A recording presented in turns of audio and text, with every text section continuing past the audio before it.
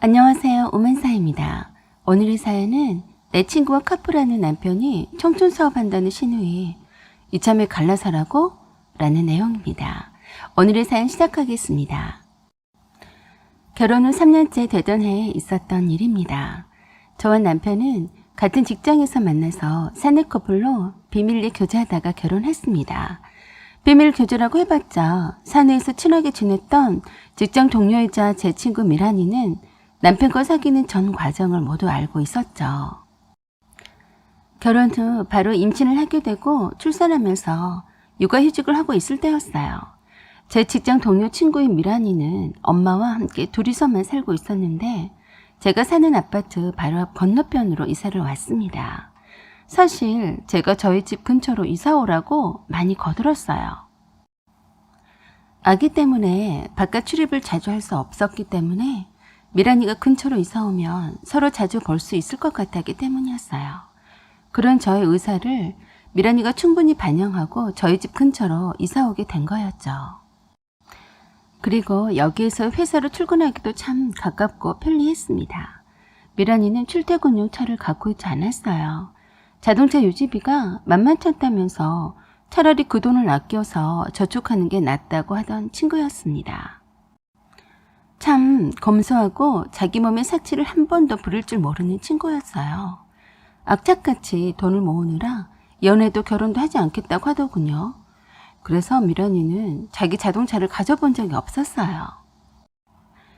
그래서 제가 남편에게 아침에 출근할 때 미란이를 픽업해서 가라고 부탁했습니다. 미란이가 직장 동료이면서도 친한 친구이면서 집 근처로 이사 오게 된 것을 알았기 때문에 흔쾌히 승낙했습니다. 퇴근 때는 서로 부서가 다르니 따로 왔지만 출근할 때만 함께 출근할 수 있어서 참 좋았습니다. 미란이가 가까이 이사를 오니까 참 좋은 점이 많았어요. 아기 보느라 반찬도 잘 못해 먹을 거라면서 미란이 어머니께서 맛있는 반찬이나 겉절이 같은 것을 미란이 편에 시시때때로 보내주셨고 연락만 하면 쉽게 저희 집에 찾아와서 저와 차 한잔도 해주면서 아기도 돌봐주기도 하고 회사 얘기도 해주곤 했습니다. 그런지 2달쯤 되었을 때였어요. 그날따라 남편의 퇴근이 좀 늦는 것 같았는데 이른 저녁부터 아기를 재우려다 옆에서 함께 잠이 들었습니다. 그러다 전화벨 소리에 깼어요. 신우이한테서 온 전화였습니다. 응, 언니 별일 없지? 무슨 일? 왜? 혹시 오빠한테 연락 안 왔지? 응, 그런데 올 때가 지났는데 아직 안 오네. 왜 그러는데? 응, 아니야. 그냥 해봤어. 라고 말하더니 싱겁게 끊었습니다. 잠이 들긴 상태라서 받았던 터라 뭐지? 하면서도 오늘따라 연락도 없이 늦는 남편이 이상하다고 생각했지만 곧 오겠지 싶어서 다시 잠이 들었습니다. 그랬더니 또 한참 있다가 전화벨 소리에 잠이 깼습니다. 이번엔 손이 동서에게서 전화가 왔어요. 방에 불을 켜고 보니 자정을 가리키는 시각이었어요. 웬만해선 이 시각에 전화할 사람이 아닌데 무슨 일인가 싶었어요. 자다가 깬 목소리로 무슨 일이냐고 물었더니 걱정되어서 전화를 했다고 하더라고요. 제 남편한테서 연락이 없었냐고 묻는데 아기 재우다 잠들었는데 아직 안 들어왔다고 했더니 잠시 머뭇거리는 것 같더니 말을 했습니다. 동서, 내가 이 말을 해야 되나 말아야 되나 생각해봤는데 동서도 알아야 할 것 같아서 말이야. 내 말 듣고 놀라지 말고 잘 들어. 사실은 지금 서방님이 병원에 있어. 교통사고 나서 다행히도 크게 다치진 않았다고 하니까 놀라지는 마. 라고 하더라고요. 저는 교통사고 났다는 말에 깜짝 놀랐습니다. 형님 말로는 아주버니랑 신우이랑 시부모님이 병원에 총 출동해 있다고 했고 형님은 애들 때문에 집에 있다가 신우에게서 상황을 들었다고 했습니다. 제 남편이 제가 놀랄 테니 절대 연락하지 말라고 했지만 그래도 알려줘야 할 것 같아서 전화했다고 했습니다. 저는 그 말에 살짝 화가 나서 교통사고가 났는데 와이프가 모르면 말이 되는 거냐고 했었죠. 그러자 형님이 그러시대요. 그러게 내 말이 서방님이 절대 알리지 말라고 했다는 게 좀 하고 말을 흐렸어요. 뭔가 하고 싶은 말이 있는 듯 했습니다. 그래서 다그쳤어요.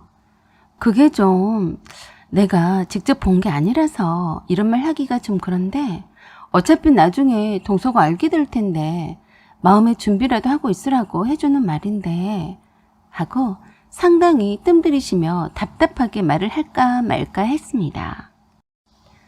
대충 형님이 신우이를 통해서 들은 바로는 데이트족들이 많이 가는 참변 쪽으로 차를 천천히 몰고 가다가 갑자기 뛰쳐나온 어린애를 피하려다 참변 아래쪽으로 차가 곤두박질 쳤다고 했습니다.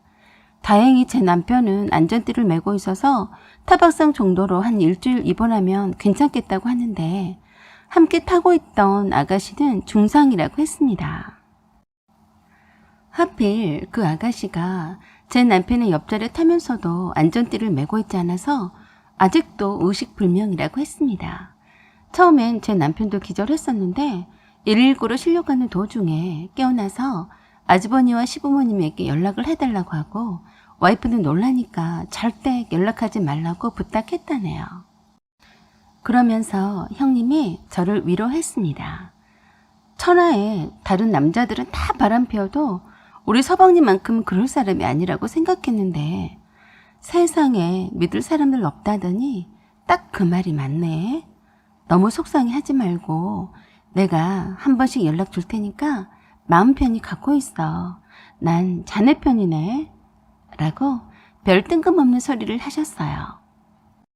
저는 온통 제 남편이 무산지에만 신경을 쓰고 있는데 가만 보니 형님은 제 남편이 마치 다른 여자랑 바람피다 교통사고가 난 바람에 덜미가 잡혔다는 식으로 아주 안타깝다는 투로 말씀하시는데 참 불쾌했습니다.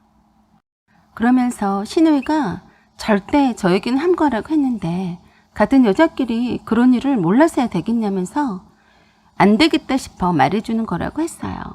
그러면서 신우이가 했단 말이라며 그대로 저에게 이렇게 말해주더군요. 신우이가 그러는데 오빠가 카풀 할 때부터 눈치챘다고 하더라네. 깜짝같이 애기 보고 있는 올케 속이고 청촌 사업을 하고 있을지 그 누가 짐작이라도 했겠냐면서 자기 오빠이지만 작은 올케가 알면 얼마나 기가 막힐지 걱정이라고 했어. 라고 말하는데 듣고 있자니 기가 막혔습니다. 마치 바람핀 현장이라도 잡아서 건수 하나 올린 것처럼 이것 봐라 라며 빼도 박도 못하는 증거를 잡은 것처럼 말했습니다. 그러면서 서방님이 그렇게 동서밖에 모르고 가정적인 사람인 것 같아도 다 똑같은 남자였다고 하면서 형님도 아주버니 바람기 때문에 얼마나 속상했는지 모른다면서 저보고 힘을 내라고 했습니다. 일단 장황히 말하고 있는 형님의 전화를 중간에 끊고 남편에게 전화했습니다. 제 전화를 바로 받더니 아무렇지도 않은 듯이 말했어요. 교통사고 났다는 말을 들었다고 하면서 괜찮냐고 했더니 다행히 크게 다치진 않아서 바로 퇴원해도 될 것 같은데 미란이가 걱정이라고 했습니다. 회사 내 체육대회 겸 야유회를 생략하고 대신에 저녁 회식을 모든 부서와 함께 하다가 미란이와 함께 돌아오는 길에 사고가 났다고 했습니다. 미란이가 잠시 전에 깨어나긴 했지만 혹시 못 깨어날까봐 정말 가슴 저렸다고 했어요. 지금은 계속 종합검진하고 있고 미란이 어머니가 오셔서 지켜보고 있다고 했습니다. 미란이 어머니가 미란이가 죽는 줄 알고 대성통곡하고 계셨고 경황 없는 와중이라서 혹시라도 집에서 아기 보고 있는 제가 힘들게 마음 쓸까 봐서 절대 연락하지 말라고 했다고 하더군요. 남편 말을 들으니 미란이 상태를 보고 싶어서 당장 아기를 들쳐 업고서라도 병원에 달려가고 싶었습니다. 얼마나 미란이 엄마가 놀라셨으면 대성통곡하셨을까 싶었네요. 그나마 깨어났다고 하니까 다행이다 라고 생각했지만 검진 결과가 별 이상이 없기를 바랬습니다. 남편과 통화가 끝나자마자 신우이한테서 전화가 왔습니다. 아직 병원이라면서 오빠랑 통화하는 것 같던데 너무 속 끓이지 말라고 위로하듯이 말했어요.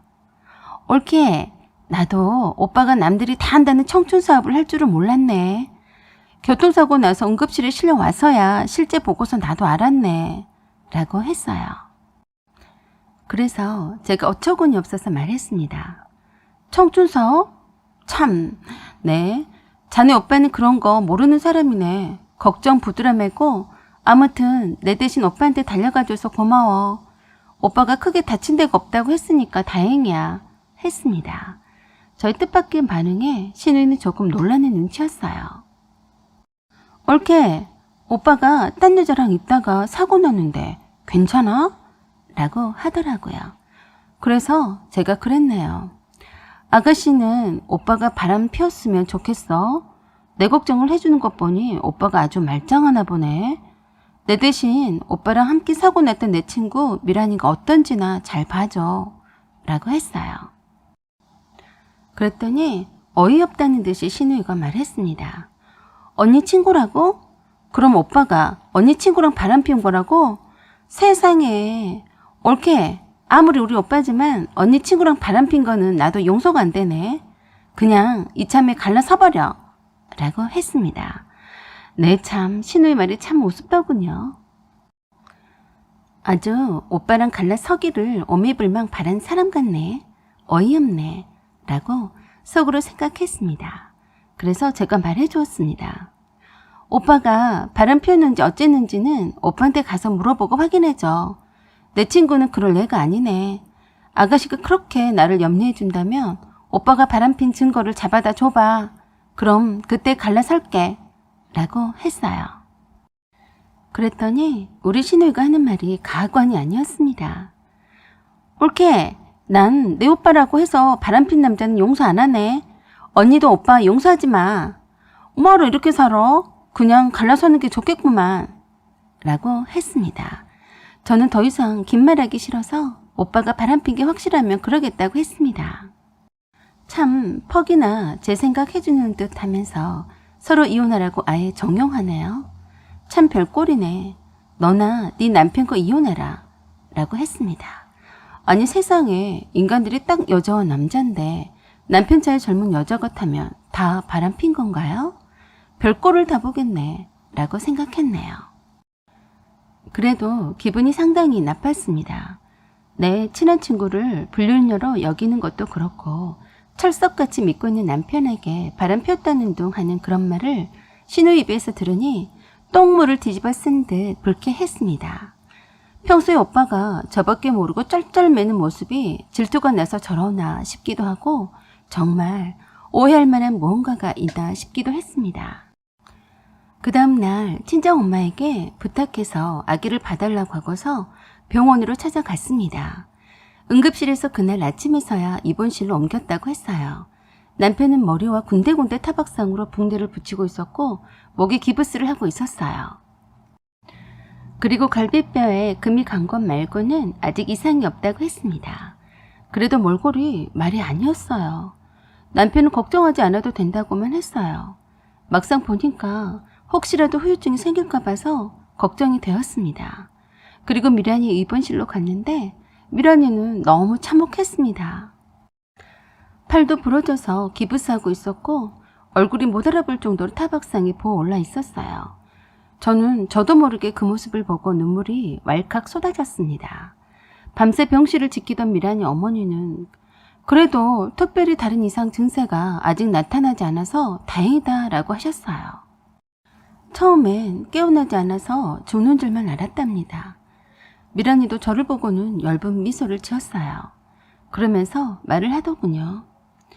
야, 네 남편 차 한 번만 더 타면 나 저 세상 구경 가게 생겼다. 아니 어린애가 갑자기 튀어나온다고 그렇게 놀래서 피하냐? 라고 했습니다. 그래서 제가 그랬어요. 미안해 미란아. 다음엔 우리 남편 차 타라고 하지 않을게. 라고 했습니다. 검진 결과도 나왔는데 다른 곳은 특별히 이상 증세가 없었습니다. 참 다행한 일이었죠. 그 뒤로 미란이는 퇴원하고 통호치료를 받으면서 완치되어 가고 있었습니다. 남편도 두통이 있는 것 말고는 별다른 증세는 없었습니다. 참 다행한 일이었죠. 여전히 신우이나 형님은 남편이 제 친구와 바람 피우려다가 교통사고가 난 걸로 알고 있었습니다. 제가 그런 게 아니다라고 자초지종을 말했지만 신우이는 그 말을 믿지 않더라고요. 어느 날 저는 제 핸드폰을 열심히 보다가 얼굴이 갑자기 굳어졌습니다. 그날은 창밖을 유난히 오랫동안 쳐다보면서 깊은 생각 속에 빠졌었죠. 그날따라 집안일도 아기 보는 일도 심드렁했습니다. 안 되겠다 싶어서 친정엄마한테 또 아기를 맡기고 시외로 나왔습니다. 한적하고 조용한 마을에 아담한 주택으로 익숙한 듯이 배를 눌렀어요. 마당이 내다보이는 아주 예쁜 주택이었습니다. 단아하고 단정한 모습에 수녀차림 한 분이 웃으면서 반겼어요. 그리고 뒤에서 5살로 보이는 한 남자애가 엄마! 라고 하면서 달려나왔어요. 얼마나 엄마를 기다렸다는 듯이 왈칵 제 품에 안겼습니다. 그리고 아이는 떨어지지 않으려고 했어요. 미안해, 선우야. 엄마가 오랜만에 왔지? 응, 괜찮아. 아빠가 엄마가 동생 낳느라고 바빠서 못 온다고 했어. 하면서 눈물을 똑 하고 흘렸습니다. 얼마나 저를 보고 싶어서 기다렸을까 싶어서 마음이 아팠어요. 남편이 방에서 나오면서 이렇게 갑자기 찾아올 줄은 몰랐다면서 아기는 어떡하고 왔냐고 황당해하면서 물었어요. 그래서 제가 그랬네요. 우리 선우가 보고 싶어서 엄마한테 아기 맡겨놓고 바로 보러 왔지. 라고 했습니다. 남편은 그날 주말이라서 선우를 보러 먼저 가 있었어요. 선우는 인회원에서 자라고 있는 아이였습니다. 제가 오랫동안 선우가 아기였을 때부터 돌보기 위해서 들렀던 곳이었어요. 선우는 제 품에서 나와서 제 손을 꼭 잡고 남편이랑 쇼핑 다녀와서 산 것들을 이것저것 보여주었어요. 제가 갑자기 찾아와줘서 정말 기쁜 표정이었어요. 참 천사 같은 아이였죠. 여기에는 선우 같은 또래 아이들이 여러 명이 함께 지내고 있었습니다. 성당에서 운영하는 복지시설이었는데 회사에서 결혼을 맺고 정기적으로 후원하는 복지시설 중 하나였어요. 회사 입사할 때부터 이곳을 알게 되었는데 그때 선우는 갓난아기였어요. 이곳에 맡겨진 아이들은 사정이 생겨서 부모가 직접 맡긴 아이들도 있었고 완전 고아인 아이도 있었고 미혼모인 아이도 있었습니다. 보통은 출생에 대해서 명확한 애들이 대부분이었어요. 그런데 선우는 태어나자마자 버림받은 아이였습니다. 부모가 누구인지도 모르고 그냥 잘 키워달라는 메시지와 이름과 생일만 적힌 채 수녀원 앞에 놓여 있었다고 했습니다. 그래서 더욱 안쓰러웠고 특별히 바쁜 일이 없으면 자동으로 주말마다 찾아와서 선우를 돌보곤 했습니다. 아이가 어찌 지내는지 궁금해서 틈만 나면 선우를 보려고 자주 들렀던 곳입니다. 그래서 선우는 저를 엄마라고 불렀어요. 그리고 남편과 사귈 때는 함께 와서 선우와 놀아주곤 했었죠.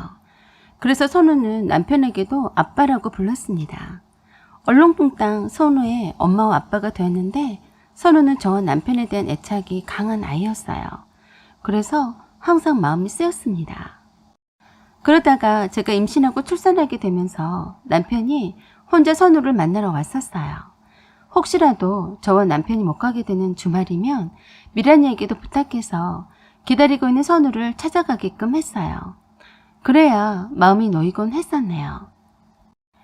남편이 혼자서 선우를 만나러 갈 때는 동물원이나 공원에도 데리고 다녔고 마트에서 들러서 장난감도 사주곤 했었네요.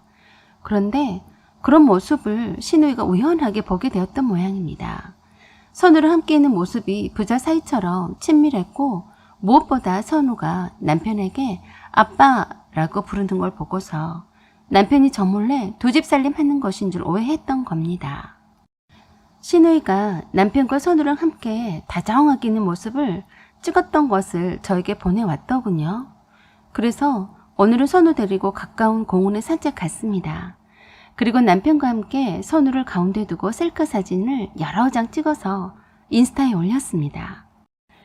아들과의 즐거운 한나절이란 제목으로 사진을 올렸더니 그새 그걸 본 신우이한테서 톡이 왔네요. 올케 언니, 그 애가 아들이라고? 설마 오빠가 낳은 아들을 키우려고 받아주는 건 아니지? 하더라고요. 그래서 제가 그랬네요. 오빠 아들? 내 아들인데? 언니, 제정신이야? 아니, 오빠가 딴 여자한테서 낳은 아들을 언니가 키운다고? 하고 별 상상을 다 하고서 톡을 날리더라고요. 그래서 저녁에 집에서 차분히 설명해 준다고 했습니다. 신우이는 완전 오해하고 있더라고요. 그날 집에 돌아와서 남편과 진지하게 의논했습니다. 선우가 곧 학교도 가야 하고 언제까지 시설에서 자라게 할 수는 없다고. 매번 선우를 만나러 주말마다 가는 것도 그렇고 엄마 아빠로 철석같이 믿음에 따르는 선우를 외면할 수 없다고 했습니다. 그래서 선우를 입양하기로 잠정 합의했습니다. 가끔씩 집안일도 도와주고 아기를 돌봐주시는 친정엄마한테 말씀을 먼저 드리고 허락을 구했습니다. 왜냐하면 제가 육아휴직이 끝나면 친정엄마의 도움이 절대적으로 필요했기 때문이었죠. 처음엔 친정엄마는 반대하셨습니다. 검은머리 짐승은 함부로 키우는 것이 아니다 라고 하셨어요. 그리고 아이들 키우는데 얼마나 힘든데 덜컥 아이를 키우려고 하냐고 무척 반대하셨습니다. 이런 사실을 신우이가 시부모님께 말씀드렸던 모양이었어요. 남편과 제가 선우를 키우겠다고 완강히 버티자 시부모님과 신우이가 함께 선우가 있는 인혜원으로 찾아갔었나 보더라고요. 거기서 어린 선우를 만났는데 천진난만하고 귀여운 모습에 마음이 많이 끌리셨다고 했습니다. 그리고 선우 외에 새로 들어온 더 어린 애들을 보면서 많이 안타까웠다고 했습니다. 그때부터 시부모님은 평일에도 한 번씩 선우 보러 가셨어요. 그리고는 허락해 주셨습니다. 선우를 함께 키우자고 하셨어요. 그래서 친정엄마도 더 이상 반대는 하지 않으셨습니다. 그렇게 선우와 인연이 된 시부모님께서는 선우의 고향과도 같은 인혜원에 남다른 애정을 보이셨습니다. 개원드린 친구분들에게 인혜원을 널리 알리시면서 정기적인 봉사활동을 추진하셨어요. 신우이와 형님도 그동안 남편이 바람폈다고 오해한 것에 대해서 사과했고 미안해 했습니다. 시부모님은 노년에 할 일이 없어서 시간만 축내고 사느니 인혜원에 있는 아이들을 돌보시면서 많은 기쁨과 보람을 느낀다고 하셨습니다. 저도 아기 낳느라 선우를 보러 가지 못해서 마음이 늘 편하지 못했는데 이제 데려와서 내 자식처럼 옆에 두고 함께 키울 수 있어서 참 좋았습니다. 낳은 정보다 키운 정도 만만치 않다고 했는데 선우에게 좋은 엄마 아빠가 되어주겠나라고 다짐했습니다. 선우와 남편이 다정하게 함께 있던 모습을 보고서 오해하고서는 내 친구와 커플을 한 남편이 청춘 사업한다고 여겼고 교통사고까지 나자 정말로 남편이 바람 피웠다고 확신했었던 신우이는 한때 해프닝이었다고 웃으면서 말하곤 했습니다. 사연은 여기까지입니다. 구독 꼭 눌러주시고 좋아요 그리고 알림 설정 부탁드립니다. 여기까지 시청해주셔서 감사드립니다. 안녕하세요. 오면사입니다. 오늘은 뒷담화 선수인 신우이와 이간질 천사 손윗동서 개판 5분 전 풍비박산 나는데 라는 내용입니다. 오늘의 사연 시작하겠습니다. 저는 이제가 시집 온 지 얼마 안 된 새댁입니다. 시부모님은 이미 돌아가셔서 안 계시고 제 위로는 손윗동서인 형님이 있고 손아래 신우이 한 명 있어요. 형님은 저와 6살 차이가 나는데 조그마한 회사에 다니고 있어요. 손아래 신우이는 저보다 2살 아래인데 결혼한 지 꽤 되었지만 아직 아이가 없고요. 그냥 전업주부입니다.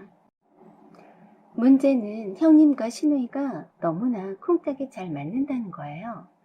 형님은 매사에 부정적으로 바라보는 이상한 습관이 있어요. 그리고 모든 것을 꼬투리를 잡으려고 하는 아주 못된 버릇이 있습니다. 그리고 입이 엄청 쌉니다. 형님 입에서 하는 소리는 좋은 얘기를 들어본 적이 없습니다. 세상의 중심에 형님이 혼자 있고 그 외에는 모두 다 나쁘고 더러운 것들이라고 생각하는 분이세요. 그리고 신우이는 세상 사는 것이 별로 재미없고 무료한 사람인 것 같아요.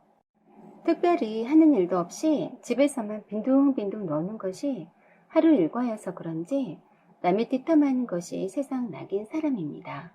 친구들과 뒷담화는 그런다 치더라도 동네 미용실마다 돌아다니며 쓸데없이 뒷담화를 하기 위해서 하루가 멀다 하고 파마며 매직이며 미용실에 꽤나 돈 퍼들이고 삽니다. 제가 초반부터 왜 형님과 시누이를 깔아뭉개냐고요? 제가 결혼한 지 얼마 안 되어서 형님과 시누이를 파악도 하기 전에 많이 당했거든요. 형님과 시누이가 수준이 비슷해서 둘이 만났다 하면 죽이 잘 맞았습니다. 저는 처음부터 이런 사람들인 줄은 몰랐었죠. 제가 알게 된 것은 얼마 전입니다. 여름 휴가 일정이 잡혀서 남편과 결혼 후 처음으로 맞는 여름이라서 가까운 곳이라도 다녀올까 하고 생각하고 있었습니다.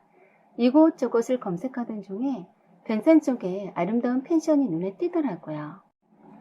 그런데 남편과 둘이 가기에는 너무 크고 펜션 대여비도 만만치 않았습니다. 간 김에 주변도 둘러보고 관광하는 맛도 있으면서 운치가 있어 보여서 가고 싶었어요. 평소 때는 인기가 많은 곳이어서 예약하기가 어려운 곳인 것 같은데 지금 장마 중이라서 예약 취소권이 나와 있더라고요. 남들 같으면 비가 오면 일부러 예약 취소도 하곤 하지만 오히려 저는 사람들이 북적이지 않고 적당히 비가 오면 어때 하는 생각으로 가고 싶더군요. 그리고 형님과 시누이와도 빨리 친해지고 싶은 마음도 있어서 괜찮다고 한다면 저희네가 먼저 예약하고 함께 여름 휴가 겸 해서 떠나고 싶었습니다. 그래서 형님께 전화드려서 여름 휴가일을 물었어요. 그리고 변산에 펜션을 받은 것이 있는데 함께 가고 싶다고 했습니다.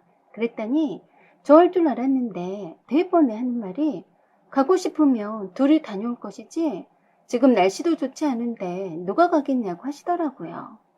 물론 펜션비는 저희가 부담한다고 했었죠.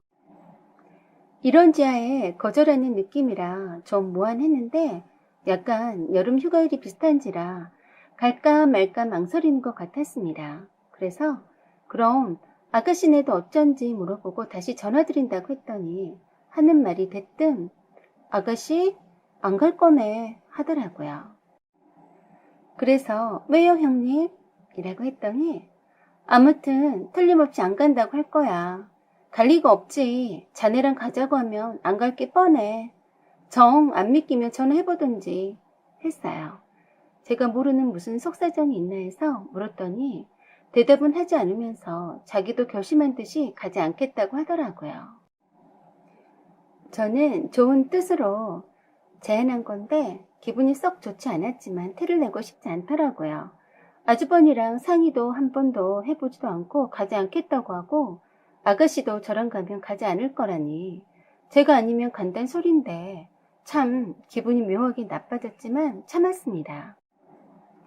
그래서 알겠다고 하고 일단 아가씨한테 물어보고 가겠다고 하면 같이 다녀오겠다고 했더니 전화할 필요도 없네. 안 갈 거네. 하고 재차 확인해 주더군요.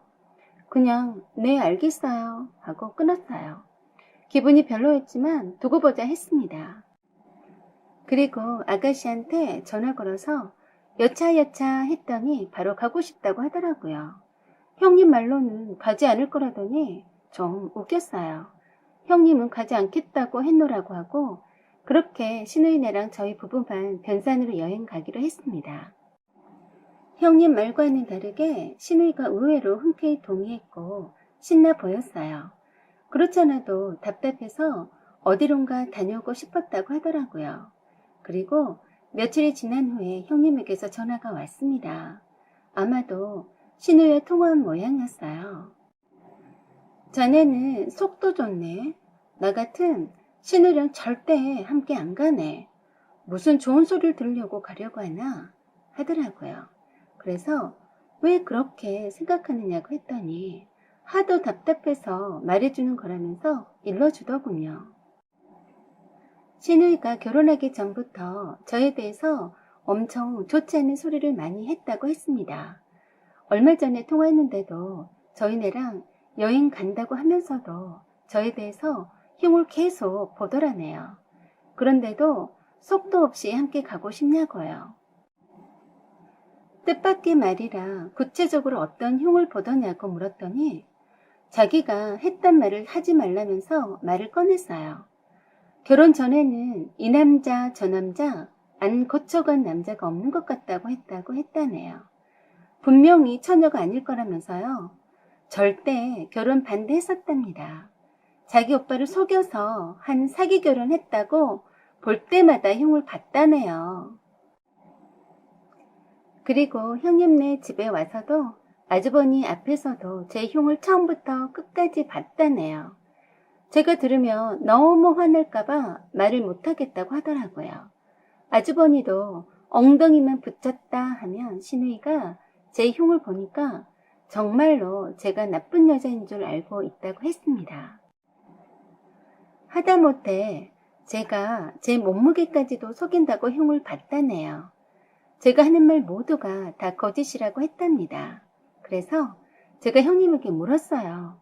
형님도 제가 그렇게 나쁜 여자라고 생각하느냐고 했더니 처음엔 아가씨 말만 믿고 색안경 끼고 봤었는데 실제 보니 다르더라고.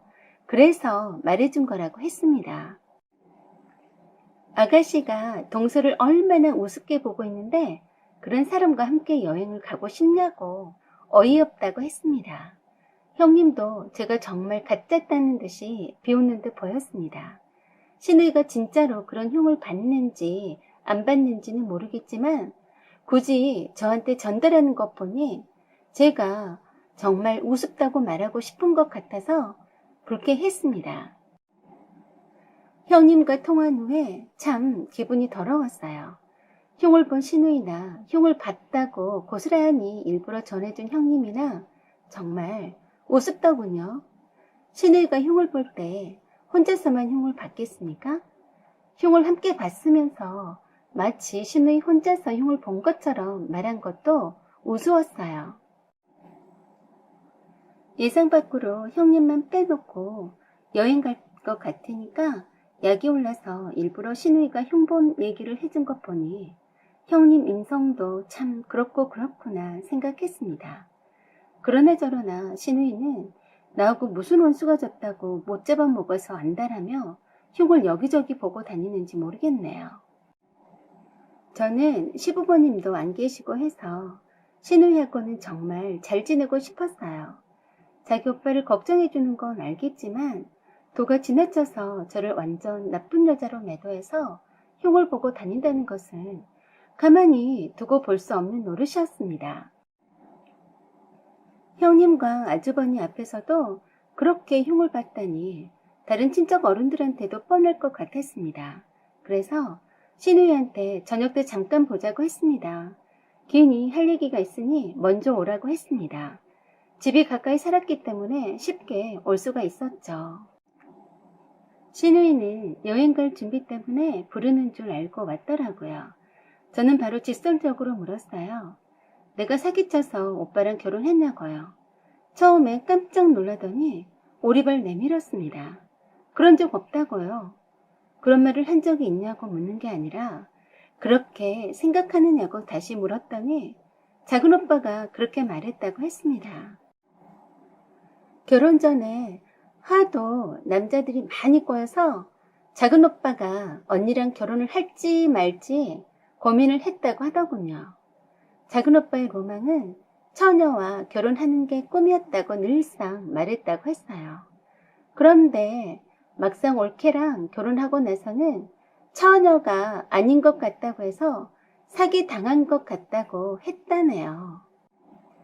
정말 기가 막혔습니다. 그런 내밀한 부부 사이 얘기를 시누이한테 말했다니 믿기지가 않았어요.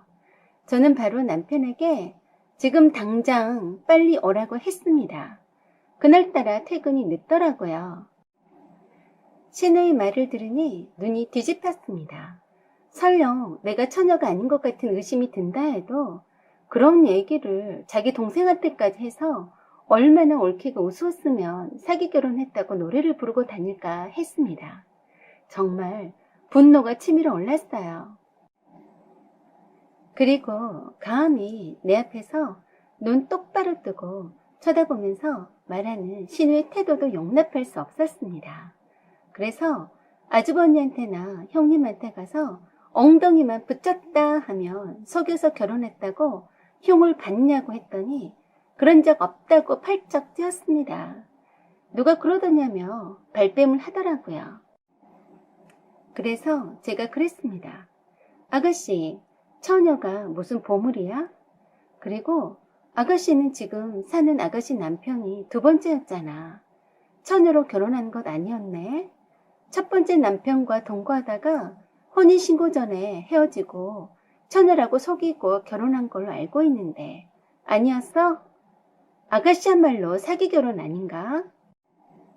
그랬더니 갑자기 노발대발 하면서 옳게 언니 말 조심해서 누구 보고 사기 결혼이래? 하고 큰 소리로 달려들었어요. 그때 방충망만 제외하고 현관문을 열어놨기 때문에 시누이 남편이 들어오면서 들었던 모양입니다. 사기 결혼? 무슨 말이야? 하고 물었어요. 그래서 제가 시누이 남편에게 말했습니다. 제가 사기쳐서 결혼했다고 사기 결혼했다는데 아가씨가 그렇게 말한 적 있죠? 라고 물었더니 그거요 하고 난처한듯이 시누이 남편이 대답을 얼버무리더라고요. 분명히 매일같이 노래 부르듯이 자기 남편한테도 흉을 본 것 같은데 선뜻 그렇다라고 대답을 못하더라고요. 그래서 제가 말했습니다. 참 이런 자리에서 사기 결혼 했네 안 했네 말한다는 것도 우습지만 어차피 아가씨가 내 얼굴에 똥칠을 다 해놔 버렸으니 말 나온 김에 결론을 말할게요. 전 결단코 사기 결혼한 적 없습니다. 사기 쳤다는 것이 처녀냐 아니냐고 말씀하신다면 전 처녀로 이 집에 시집 온 거 맞고요. 결혼 전에 이 남자 저 남자 거치지도 않았습니다. 그런데 묻고 싶네요. 사기 결혼하지도 않은 옳게 보고 사기 결혼했다고 흉을 보는 아가씨는 사기 결혼 안 했나? 아가씨야말로 결혼 전에 이 남자 저 남자한테 굴러다녔잖아. 왜? 처제로 시집왔다고 거짓말 해보시지? 저는 시누이 남편 보고 똑바로 말했습니다. 아가씨는 처녀였어요? 그랬더니 시누이 남편이 아니 그건 모르겠어요. 하지만 결혼 전에 이 남자 저 남자 굴러다녔다는 말은 심했네요. 하는 겁니다. 그래요? 아가씨는 이 남자 저 남자 굴러다니다가 처녀인 것처럼 속이고 결혼했으면서 저는 그런 사실 무근인데 똥칠을 하며 노래 부르고 다녔어요. 기막히네요. 했습니다. 그러자 아가씨는 말을 못하게 막으려고 했고 시누이 남편은 그게 사실이냐고 다그치면서 책임질 수 있냐고 해서 그렇다고 했습니다. 남편이 오면 다시 한번 확인해보라고 했습니다. 제가 아는 한 어떤 뜨내기 남자랑 동거했다가 처녀로 속이고서 결혼한 거라고 했습니다. 똥 묻은 개가 제 묻은 개를 나무란다고 어쩜 억울하게 처녀로 시집온 나에게 사기쳐서 이 남자 저 남자 굴러먹다가 결혼했다고 입에 담지도 못할 망언들을 하고 다녔다고 기가 막히다고 했습니다. 시누이 남편은 그게 사실이냐고 시누이에게 큰소리로 다그쳤고 사색이 다 된 시누이는 사기 결혼했다고 소문내고 다니지 않았다고 없는 소리를 하지 말라고 이제 와서 억지를 부렸어요. 시누이 남편은 시누이가 결혼 전에 동거했던 사실을 몰랐었던 듯 해서 둘이 제 앞에서 소리를 높여가며 싸우기 시작했습니다. 그런 와중에 시누이와 시누이 남편이 서로 언성을 높여가며 결혼 전에 동거를 했네 안 했네를 두고 싸우고 있는데 남편이 집에 들어왔습니다. 남편을 보자 시누이가 울고불고 난리를 쳤습니다. 자기는 사기 결혼했다는 흉도 보지 않았는데 올케가 흉봤다고 저 난리라고 했어요. 그러자 옆에서 듣고 있던 시누이 남편이 말했습니다. 너 거짓말하는 거 기막히게 잘한다. 너 매일처럼 흉봤잖아. 너야말로 사기쳐서 결혼한 거 맞네. 어디 입이라고 주둥아리를 놀리냐? 하고 소리 지르니까 할 말 없으니 더 크게 통곡을 하고 울어 제끼더라고요. 그리고는 정 떨어진다면서 나가버렸어요. 남편은 갑작스러운 상황에 어리둥절했습니다. 저는 바로 남편에게 물었어요. 내가 결혼 전에 이 남자 저 남자와 굴러먹다가 왔냐고요. 그랬더니 이 무슨 말이냐고 하더군요. 그래서 뺨을 한 대 갈겨줬습니다. 내가 처녀이니 아니니 그런 말도 아가씨에게 했냐고도 물었어요. 네 동생이 사방팔방 내가 사기쳐서 자기 오빠랑 사기 결혼했다고 노래를 부르고 다녔다고 말해주고 내가 그렇게 말해줘서 그랬다는데 사실이냐고 했더니 시침이 똑 떼더라고요. 그런 적 없다고요. 자기 동생이 그렇게 멍청하게 흉보고 다니진 않았을 거라고 억지를 부렸습니다. 그래서 형님과 통화 내용을 들려주었습니다. 그랬더니 남편이 형수에게 싼 욕을 퍼부으면서 어떻게 그런 말을 전할 수 있냐며 자기가 한 잘못을 인정하지 않고 남 탓을 하고 있더라고요. 아가씨는 아무도 믿을 사람 없네 라고 하면서 찔끔찔끔 울었어요. 남편이 갑자기 형님에게 전화해서 교양 없이 전할 말이 있고 하지 말아야 할 말을 구분도 않고 내뱉고 다녔다면서 무식한 형수라며 고래고래 소리 질렀습니다. 보고 있자니 어처구니 없었습니다. 자기 잘못만 인정하면 될 것을 할 말 없으니 남 탓만 하고 있는 꼬락서니가 한심스러워 보였네요. 얼마나 심하게 남편이 형님한테 못되게 말을 했던지 열받은 형님도 고래고래 소리 지르는 것 같았어요. 남편은 분이 안 풀리는지 아주버니에게도 전화해서 대충 설명을 하더군요. 자기 동생이 흉을 좀 봤으면 전하지 말았어야지 그대로 전달받은 사람은 열받지 않겠냐면서 형수가 왜 이 분란을 만드냐고요. 형님은 남편한테 된통 한바탕 얻어듣고 완전 열불이 난 모양인지 아주버니한테 퍼붓고 난리가 난 모양이었습니다. 아주버니는 왜 쓸데없이 이제 막 결혼한 사람한테 그런 말을 했냐면서 동생네 부부가 헤어지기를 바라고 그런 것 아니냐며 부부싸움을 크게 하시는 모양이었습니다. 형님이 아주버니와 남편한테 당하고 나서 완전 열받아서 저에게 전화했습니다. 혼자만 모른 것 같아서 말해준 건데 이런 식으로 오픈하면 자기 얼굴이 뭐가 되냐고 하더라고요. 참 얼척이 없었어요. 그래서 제가 그랬습니다. 아가씨가 흉을 보면 못 보게 하지 않고 같이 앉아서 함께 제 흉을 보신 거잖아요. 그걸 방조한 형님이 더 나쁘죠. 타이르고 못하게 하고 제 귀에 못 들어오게 단속을 하도록 했어야죠. 보란듯이 엿먹을 하고 자기가 하고 싶은 말을 아가씨가 했다는 핑계로 다 하신 거잖아요. 참 추잡스럽네요. 부끄러운 줄 아세요. 저는 그리고 남편에게 말했어요. 이렇게 더러운 이면이 있을 줄은 생각지도 못했다고요. 다행히도 혼인신고 전이니 간단히 잘 해결해서 좋게 헤어지자고 했습니다. 더럽고 추잡스러워서 잠시도 한 공간에 있고 싶지 않다고 했습니다. 남편은 안 된다면서 용서해달라고 잘못했다고 싹싹 빌었습니다. 아가씨에게도 저에게 잘못했다고 빌라고 강요했고요. 저는 정남이 떨어져서 보고 싶지 않다고 하고 당장 조그만 가방에 간단히 몇 가지 물건만 챙겨서 바로 집을 나와버렸습니다. 늦은 시각이라 곧바로 친정집에 와서 친정 부모님께 대충 말씀을 드렸습니다. 친정 부모님은 제가 하는 결정에 대해서 신뢰한다고 말씀하셨고 기운 내라고 하셨어요.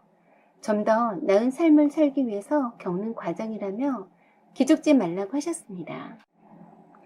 친정집에서 며칠을 보내는 동안 남편이 친정 부모님께 찾아와서 무릎 꿇고 용서를 빌었습니다. 친정 부모님은 저의 의사를 존중할 거라면서 인연이 아니니까 그런가 보다 하고 잘 헤어지기를 바란다고 말씀하신 것 같았어요. 형님의 전화를 받고 그 사단이 나서 저와 남편 헤어진다는 소식을 접한 아주버니는 형님이 가족의 분란을 촉진했다며 이혼 한 해 만에 싸우시다가 별거 중이라고 했습니다. 신우의 남편도 자기가 속여서 사기 결혼해놓고도 죄 없는 옳게에게 사기 결혼했다느니 하며 날이면 날마다 흉을 봤던 신우이를 용서 못한다면서 이혼을 요구했다고 들었어요. 뒷담화 선수인 신우이와 이간질 천사인 형님 때문에 집안이 순식간에 개판 5분 전에다 풍비박산 났습니다. 여기서 주범은 제 남편입니다. 남편이 그렇게 신우이한테 무책임하게 떠버리지 않았다면 뒷담화 선수인 신우이에게 빌미를 줬겠으며 신우이에게 흉을 같이 본 형님이 얼마나 제가 우스웠으며 그런 말을 전했겠습니까?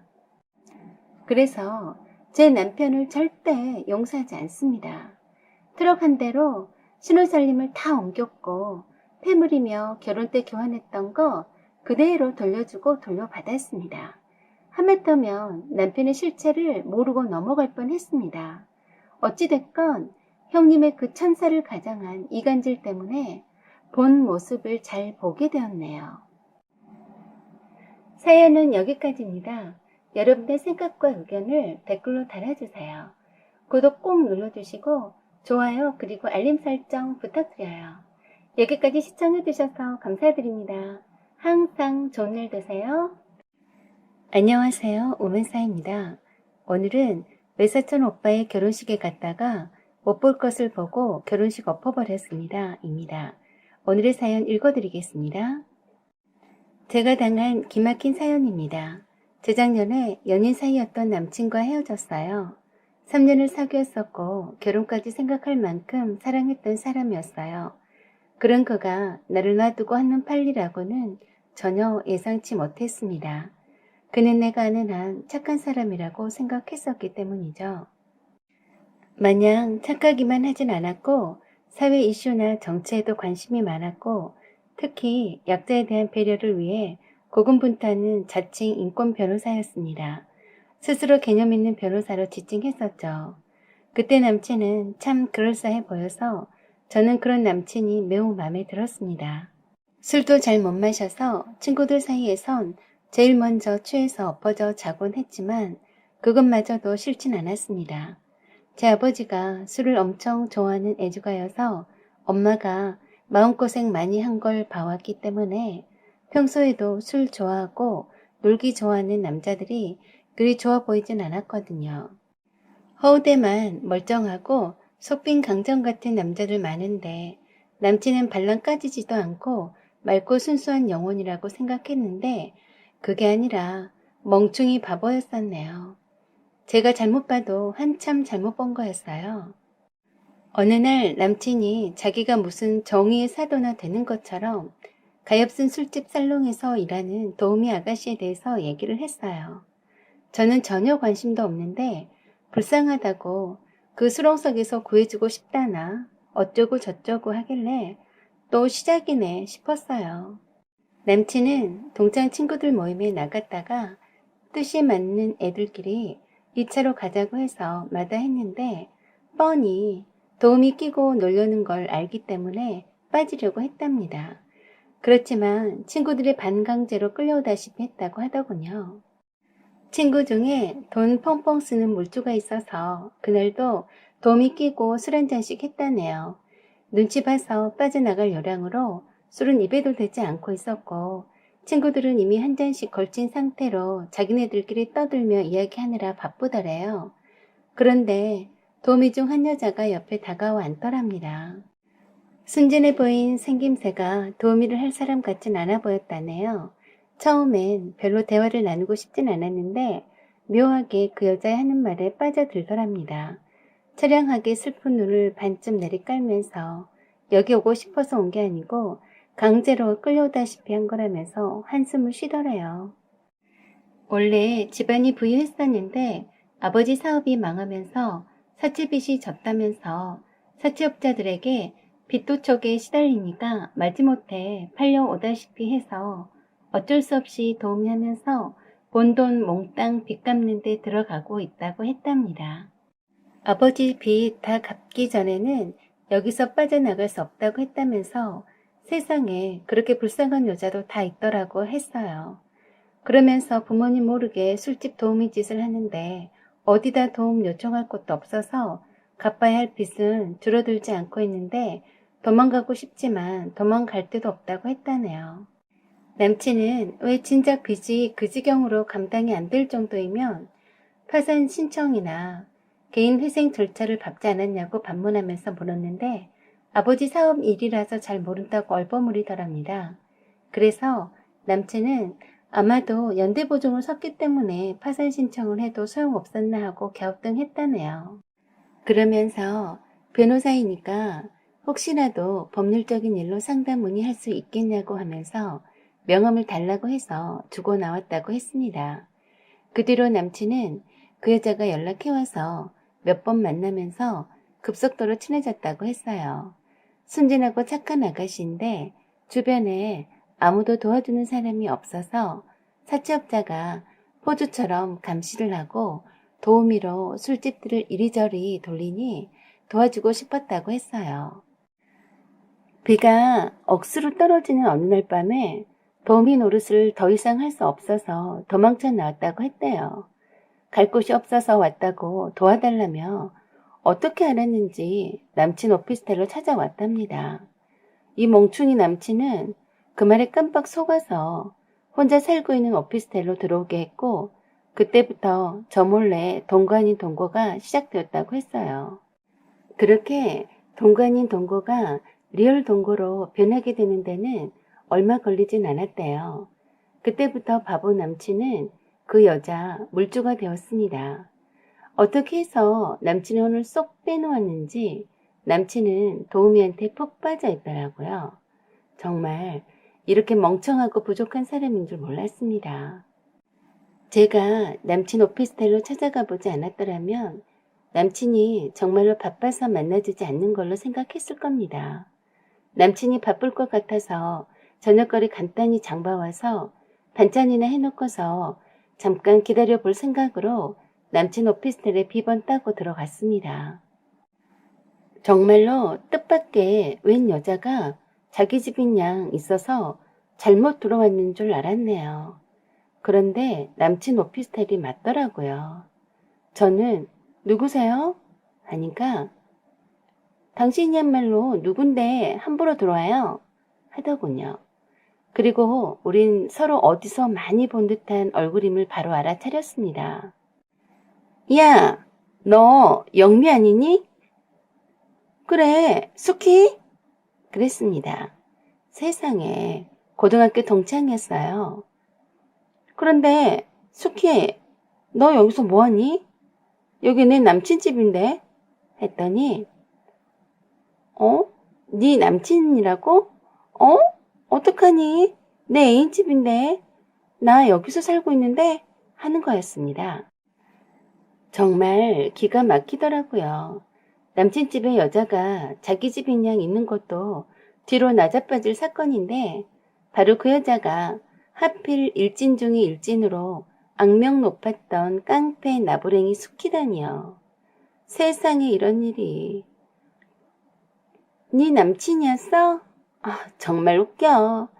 남자가 왜 그렇게 째째하니? 쫌탱이처럼. 돈 아까워서 쩔쩔매고. 수키가 내 남친과 엮이다니 정말 구역질나기 싫었습니다. 가타부타 여러 말 필요 없이 바로 남친 집에서 나와버렸어요. 남친에게도 매우 실망이 되었고 사무실 찾아가서 뺨 한 대라도 시원하게 치던지 핵주먹을 한 방 날리던지 별의별 생각이 다 들었지만 수준 낮은 수키를 만난 탓에 남친의 민낯을 바로 알게 된 거라고 생각하고 잊어버리기로 했어요. 수키는 어떻게 내 전화번호를 알았는지 남친과 오피스텔에서 함께 찍은 사진을 보내면서 잘 갖고 놀다가 돌려줄게. 기다려 영미야. 하고 톡을 보냈어요. 내가 아무런 반응을 하지 않자 아주 재미가 났는지 속옷 차림으로 아주 러블리하게 있는 장면을 일부러 연출해서 찍은 사진을 마구마구 보내더군요. 수키는 그때도 그런 애였습니다. 사생아로 태어나서 부모의 사랑 한번 못 받아보고 엄마한테도 버림받아 보호시설에 돌아가며 맡겨져 자랐기 때문에 늘 열등감에 사로잡혀서 다른 애들을 괴롭혔어요. 수키가 보낸 사진들을 삭제하려다 말고 혹시 몰라서 저장해 두었습니다. 그리고 며칠 후 제가 오피스텔에 다녀가서 둘이 동거 사실을 알고 있다는 사실을 수키가 말해준 모양이에요. 만나자고 톡이 왔는데 저는 거절했습니다. 그리고 수키가 하는 말은 모두 거짓말이니 믿거나 말거나 모두 네 책임이니 어디 한번 당해봐 라고 톡만 보냈습니다. 아니나 다를까 한 달도 채 안 되어서 영미야 네 남친 돌려줄게 잘 갖고 놀았다 하는 톡이 왔더군요. 이왕이면 얄미운 남친이 수키한테 되도록이면 된통으로 당해야 고소해야 할 텐데 라고 생각했어요.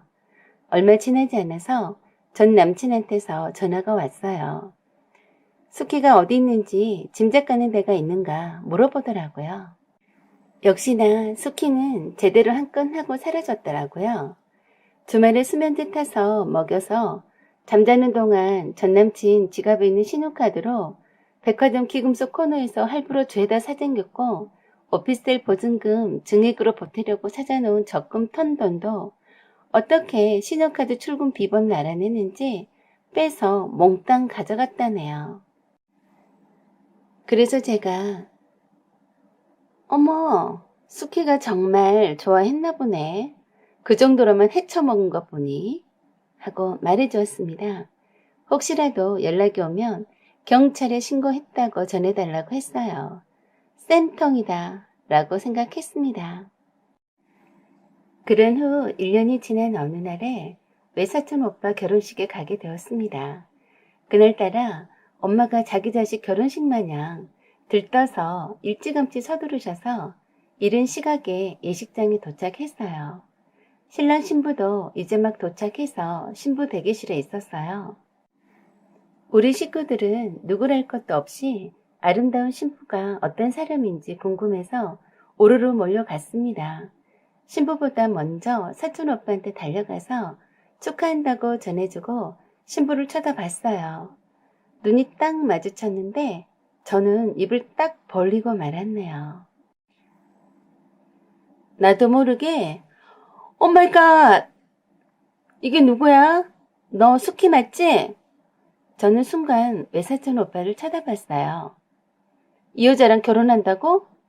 미쳤어 오빠? 나도 모르게 나와버린 소리에 저희 식구들이 왜 그러냐며 아는 사람이냐며 놀랐습니다. 수키는 저를 보자 얼굴이 창백해져 있더군요. 저는 남동생한테 신부 대기실 문을 잠그고 못 나가게 지키라고 했어요. 세상에나 이젠 우리 사촌 오빠 사기쳐 잡수려고 했니? 사촌 오빠가 언니한테 무슨 망발이냐고 하길래 언니는 무슨 언니? 이 여자 혼인빙자 전문 사기꾼에다 절도범이야. 지금 이 여자한테 당한 남자가 아주 애타게 찾고 있지. 오빠 이 결혼 무효야. 내가 아니었으면 우리 오빠 후루룩 훑어 잡수고 떠날 판이었겠네. 하고 말하니 얼굴이 빨개져서 아무 말도 못하고 안절부절 하더라고요. 그리고 전 남친에게 전화해서 예식장으로 오라고 했고 오기 전에 신고했던 경찰서에 연락해서 경찰 출동시켜서 잡아가라고 떠나갈 듯이 큰 소리로 말했습니다. 그러자 도망치려고 웨딩드레스 입은 채로 나가려고 하길래 티아라를 쓴 머리채를 쥐어잡고 다리를 걸었더니 보기 좋게 발라당 넘어지더라고요. 저는 그 위에 올라타서 도망가지 못하게 누르고 있었는데 계속 발버둥 쳐서 언니와 남동생에게 붙잡고 있으라고 했어요. 이 기가 막힌 광경에 사촌 오빠는 어안이 벙벙해야 하길래 전에 사기쳐 먹던 남자랑 찍은 사진이라며 다 보여주었어요. 그리고 같이 따라온 신부 친구들도 공범일지 모르니 붙잡아 두었어요. 나중에 알고 보니 일당 받고 온 도우미들이었어요. 이제사 빠져나갈 구멍이 안 보이자 나한테 그냥 보내달라고 사정하더니 아글아글 써대고 소리 지르고 난리 쳤습니다. 상견례에서 보았던 사람들이나 예식장에 온 신부 측 사람들 모두가 하객 도우미 서비스였던 걸로 확인되었어요. 다행히 하객들이 밀려오기 전에 결혼식 취소를 알리게 되어서 그나마 다행이었습니다. 숙희는 혼인 빙자 사기죄로 구속되었어요. 그동안 결혼 이물이라며 오빠에게 건넨 다이아 반지도 다 가짜였고 오빠한테 받은 진짜 다이아 반지를 받아내려고 용을 썼더라고요. 사촌 오빠는 좀 충격받았는지 정신이 없었지만 모든 것이 사기였다는 것을 알고는 저에게 고마워했습니다. 저렇게 착해 보이는 얼굴의 이면에 저런 모습이 있었다니 믿기지 않는다고 했어요. 이모도 저 아니었음 큰일 날 뻔했다고 천만다행이다고 했습니다. 저는 사촌 오빠에게 여자 외모에만 빠지지 말고 두루두루 잘 살펴가며 만나라고 했습니다. 물론 저도 마찬가지죠. 착하고 잘난 사람인 줄 착각하고 좋아했었는데 멍청하고 형편없는 사람이었거든요. 사람 만나는 것도 돌다리도 두드려가며 가듯이 조심스럽다는 생각이 듭니다. 여러분의 생각과 의견을 댓글로 부탁드립니다. 구독과 좋아요, 알림 설정 부탁드려요. 지금까지 시청해주셔서 감사드립니다. 안녕하세요. 오만사입니다. 오늘의 주제는 내가 못 살아. 미영아, 네가 왜 거기서 나와? 란 내용입니다.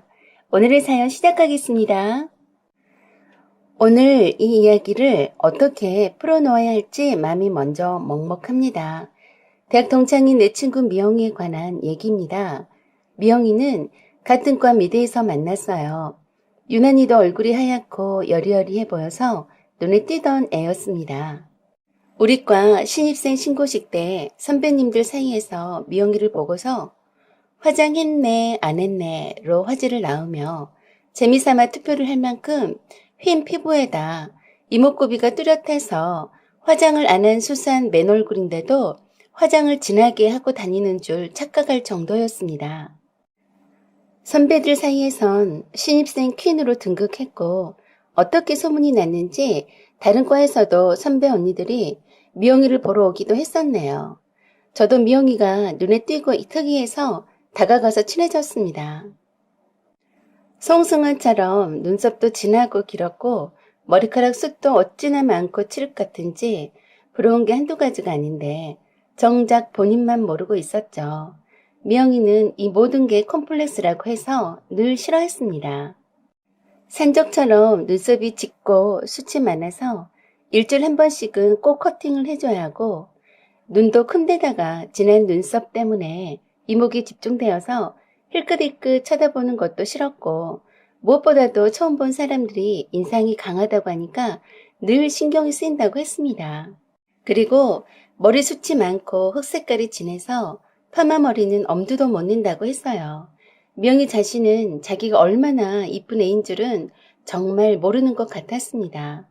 어딜 가나 늘 시선을 받아서 이뻐서 시선을 끄는 게 아니라 자기가 동물원 원숭이처럼 특이해서 주목받는다고 착각했었어요. 그래서 친구들 말고 혼자 걸어갈 때는 땅바닥을 주시하면서 걷는 것이 습관이었습니다. 그리고 자신도 모르게 방어적으로 남자를 볼 땐 누구든지 간에 무표정하고 냉정한 태도를 취한다고 했어요. 같은 과 남학생들에게조차도 별로 대화를 하진 않았어요. 소개팅이나 미팅에도 전혀 관심이 없었고 자기에게 관심을 보이는 남자 선배나 다른 남학생들에게는 도도하고 깐깐한 태도로 일관해서인지 미영이를 어려워했습니다. 생각보다 대시하는 사람은 그리 많지 않았었죠. 그날도 미술학원 알바를 하러 시간 맞춰 급히 가려다가 습관적으로 땅만 쳐다보며 이어폰 끼고 가는 도중에 코너를 돌아오는 차량이 빵빵거리는 소리를 미처 듣지 못해서 사고를 당했습니다. 크게 부딪힌 건 아니었는데 놀라서 뒤로 넘어지면서 머리를 다쳤습니다. 잠깐 기절하고 깨어났을 땐 병원 응급실이었고 여러 가지 검사를 하느라 팔에 바늘이 여러 꽂아져 있어서 처음엔 영문을 몰라서 겁을 먹었다고 했어요. 생판 모르는 어떤 아저씨가 괜찮냐고 물으면서 말을 붙이더랍니다. 사고 당시에 기억이 없어서 영문을 몰라 겁이 나서 눈물이 났다고 해요.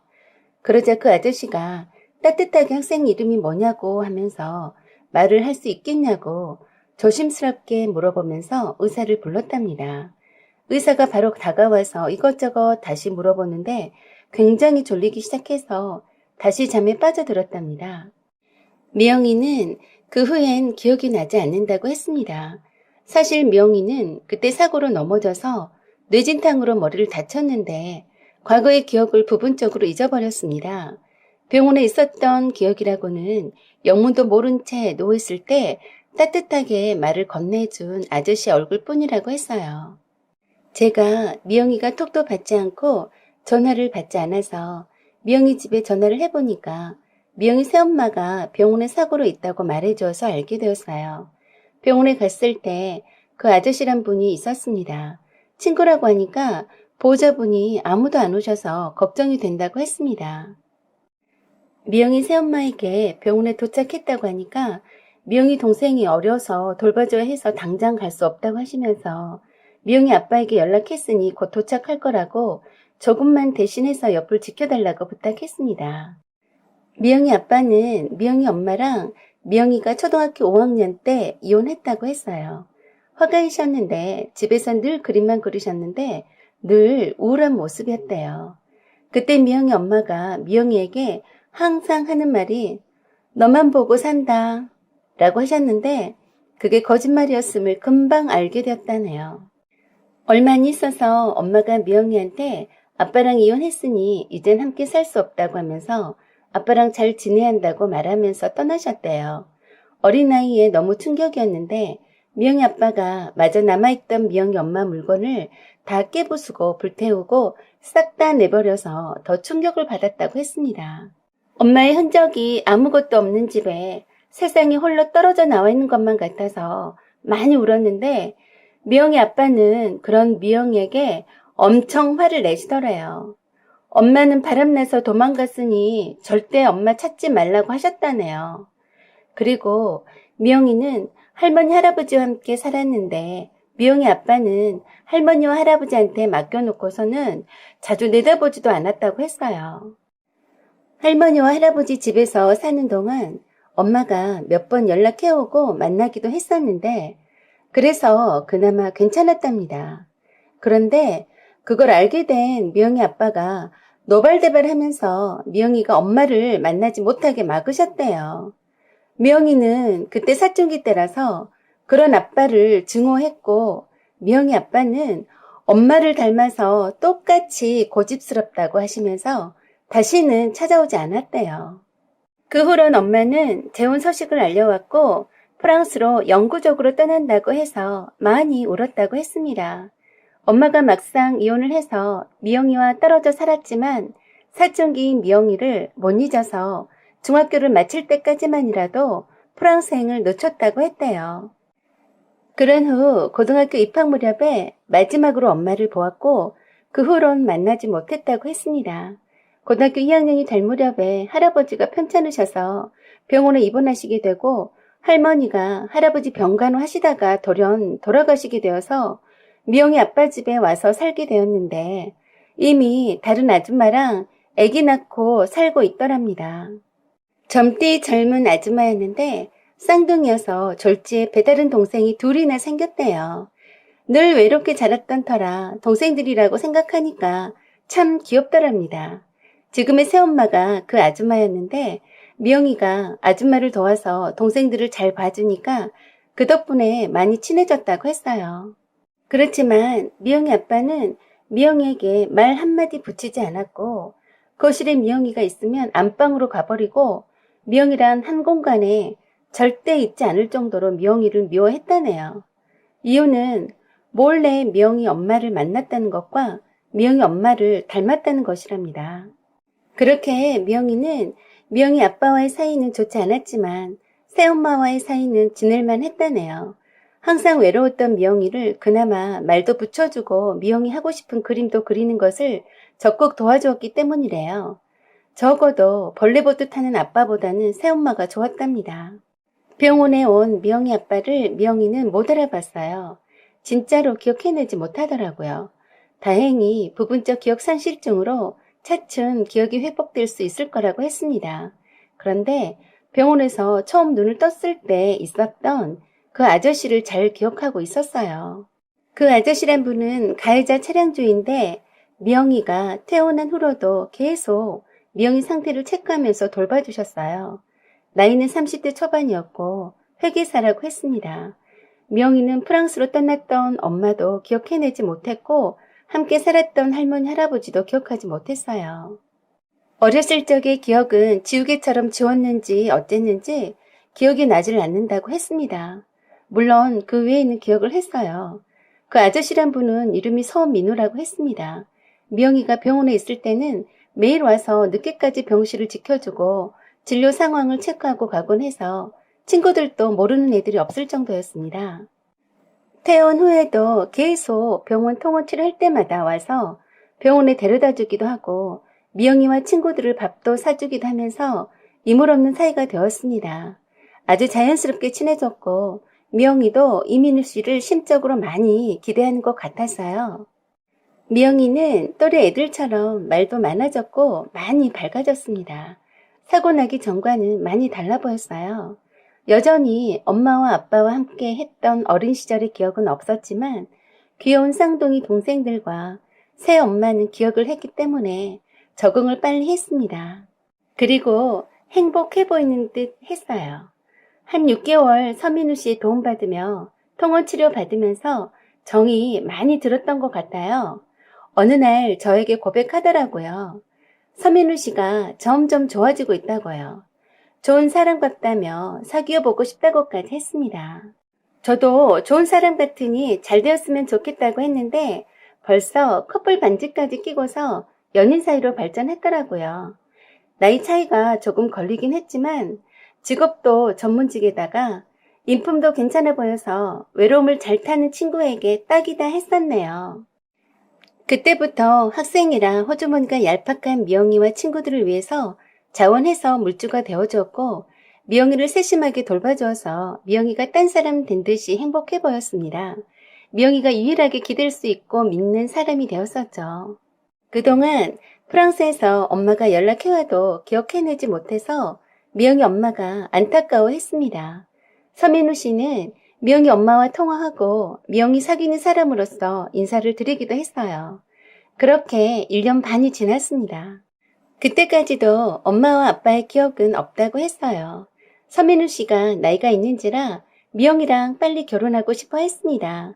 서민우 씨는 미영이가 졸업과 동시에 결혼하기를 희망했고 미영이도 결혼을 빨리 해서 집에서 나와 살기를 바랬었습니다. 양가에 결혼말이 오고 가고 상견례를 앞둔 시점이었어요. 갑자기 비보가 찾아들었습니다. 서민우 씨가 산악 자전거를 타다가 낭떠러지에 떨어져서 즉사했다는 믿기 힘든 사실이 날아들었습니다. 그때 미영이가 떨리는 목소리로 저에게 전화했었어요.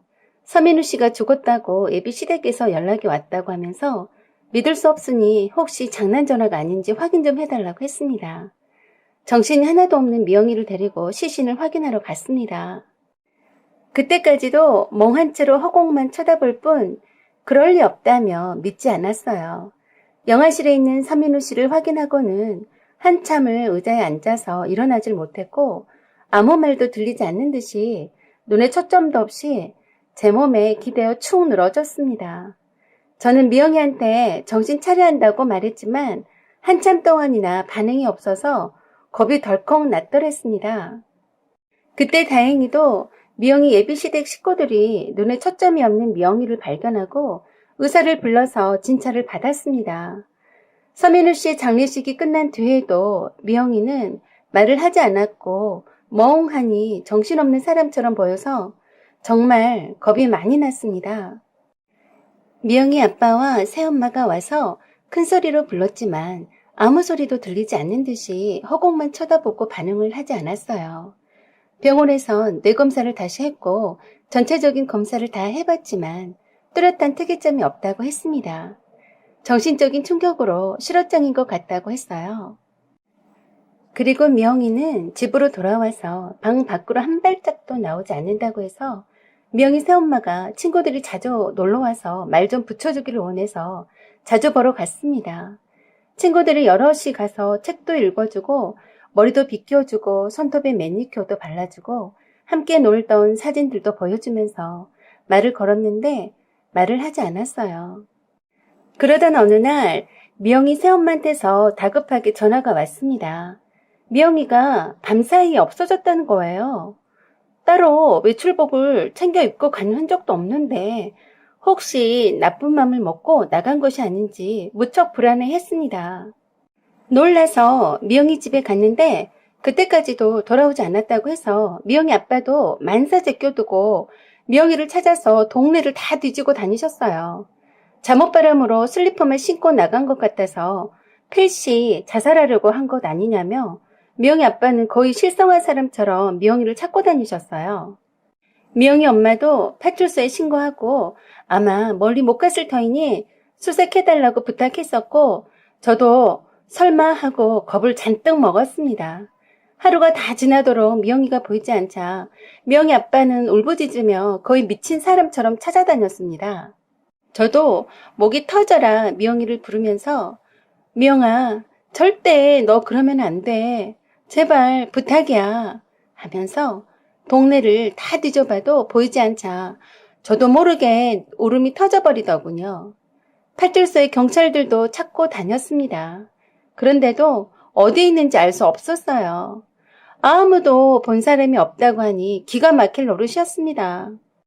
미영이 아빠는 미영이가 더 이상 나타나지 않자 대성통곡을 하시면서 주저앉아서 아빠가 잘못했다며 제발 집으로 돌아오라고 떠나갈 듯이 울어 제꼈습니다.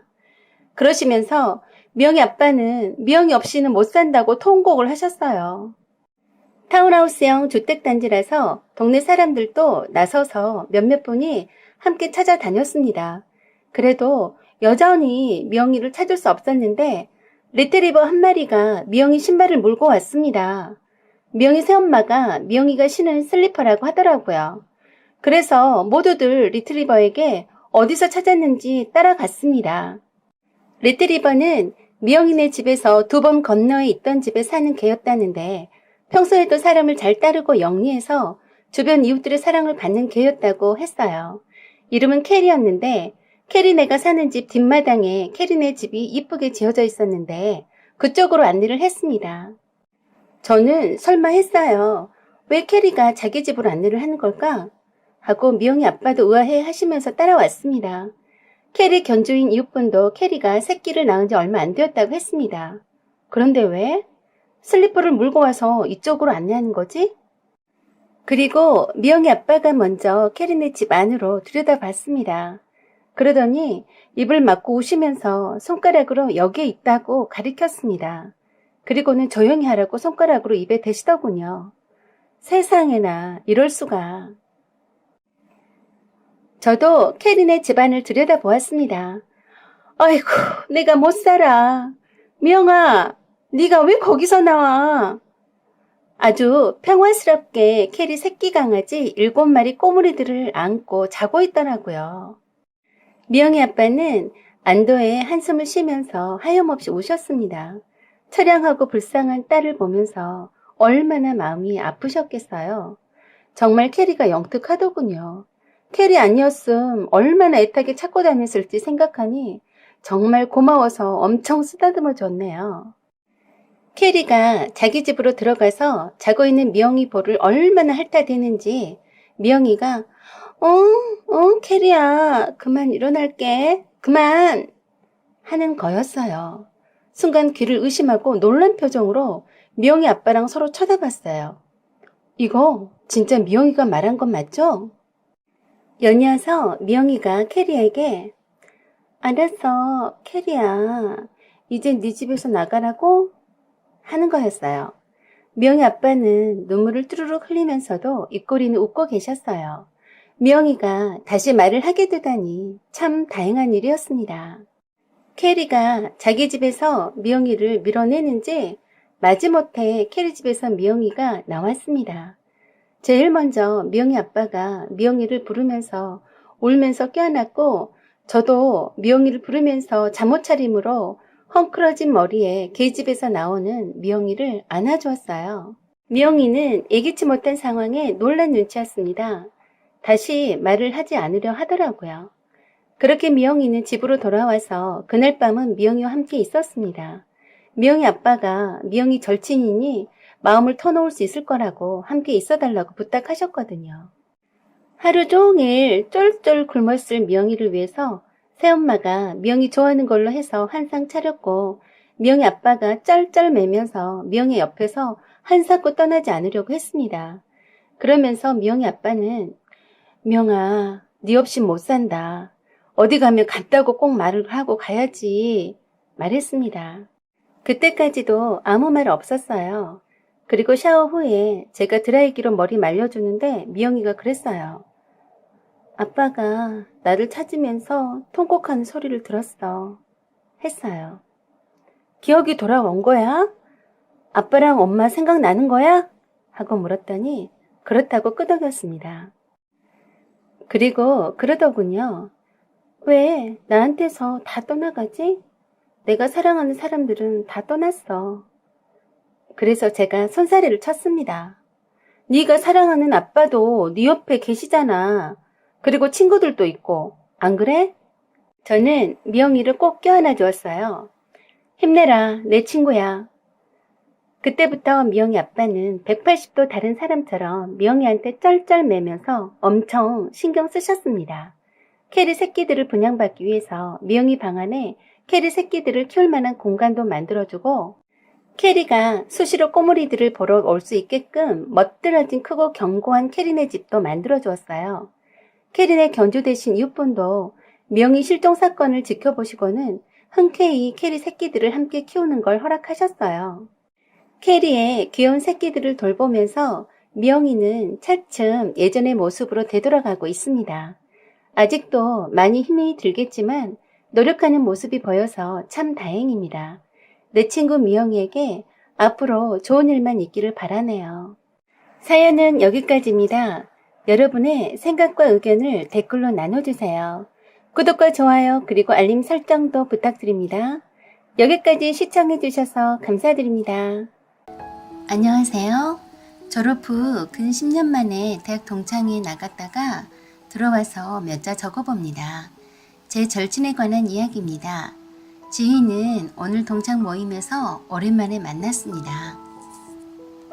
여전히 예쁘고 변함없는 내 친구 지희는 정말 괜찮은 남편을 만나 아들 둘 낳고 잘 살고 있어요. 그러나 절친이라고 하지만 자주 못 만났습니다. 친구들한테 소식만 전해 들었고요. 물론 지희가 결혼식 할 때는 갔었고 그 뒤론 지희가 연락하지 않았기 때문입니다. 벌써 10년이란 긴 시간이 지나서 그때의 일이 한때의 추억이나 그저 지나간 시간쯤으로 기억되길 바랐지만 그건 제 욕심이었나 봅니다. 지휘는 오랜만에 본 나를 어색해 했어요. 아직 마음 한켠에 저를 불편하게 생각하고 있는 듯 보여서 저도 불편했습니다. 그런 지휘를 보면서 눈치를 살피게 되고 죄책감이 들어요. 그래서 동창회 다녀와서도 별로 기분이 좋지 않아서 앉아서 몇 자 적어봅니다. 저는 대학 4년 내내 똘똘 뭉쳐 다녔던 5인방 절친들이 있었습니다. 각자 개성이 다양한데도 한 가지 공통점은 때가 묻지 않은 순수함과 문학을 좋아하는 긍정 에너지가 가득한 맑은 영혼을 가진 친구들이었어요. 5인방 친구들의 특징은 모든 것을 공유하는 거였습니다. 미팅을 나가더라도 5인방 친구들한테 공지하고 나갔고요. 나가지 말라고 하면 그냥 안 나갔어요. 그래서 개인 미팅은 손절했고 거의 다 단체 미팅이 들어왔죠. 하지만 미팅은 거의 안 했어요. 선배 언니들이 사정사정해서 5인방 미팅 조선해달라고 부탁받아서 몇 번 한 기억밖에 없네요. 친구들 성향 자체가 가볍게 만나고 재밌게 놀다가 아니면 말고 하는 식의 만남 자체를 싫어했기 때문이에요. 우리 5인방 친구들은 그 즈음에 일반적인 친구들하고 많이 다른 면이 있었어요. 저만 빼고 모두 부유한 집 찾아드렸는데도 사치와 치장엔 별 관심이 없었고요. 그 흔한 클럽에도 관심 없는 애들이었어요. 남자친구 사귀는 것에도 관심이 없었어요. 모두들 한결같이 독신을 외쳤습니다. 그 중에서 지희는 특히나 조용하고 가장 내성적인 친구였습니다. 5인방에서는 말도 잘하고 수다도 잘 떠는 친구이지만 5인방 이후 사람들과는 거의 말을 하지 않았어요. SNS뿐만 아니라 카페도 그 어떤 것에도 5인방 이후에는 소통하지 않는 친구였습니다. 4학년이 되자마자 졸업 논문을 팀별로 써야 했습니다. 중간중간에 조교와 지도교수의 지도도 받아야 했어요. 제가 초안을 담당하고 세부적인 주제들은 각자 주어진 대로 연구해서 작성하기로 되어 있었습니다. 초안과 연구 주제를 모두 제가 주도해서 진행하고 있었는데 저희 집안 사정이 다른 친구들에 비해서 좋지 않아서 취업을 꼭 해야만 했습니다. 다른 친구들은 취업 걱정 별로 안 하는 운 좋은 애들이었어요. 전문 자격사 시험 1차 준비 중이었습니다. 전 일찌감치 5인방 친구들한테 초안 작성해서 주고 알아서 각자 주제별 연구 과제를 취합해서 지도 교수에게 중간점검 전 미팅에서 최종 점검하기로 했습니다. 그리고 도서관에서 열공하던 때라 5인방 친구들이 일부러 공부하라고 시간을 많이 배려해 주었죠.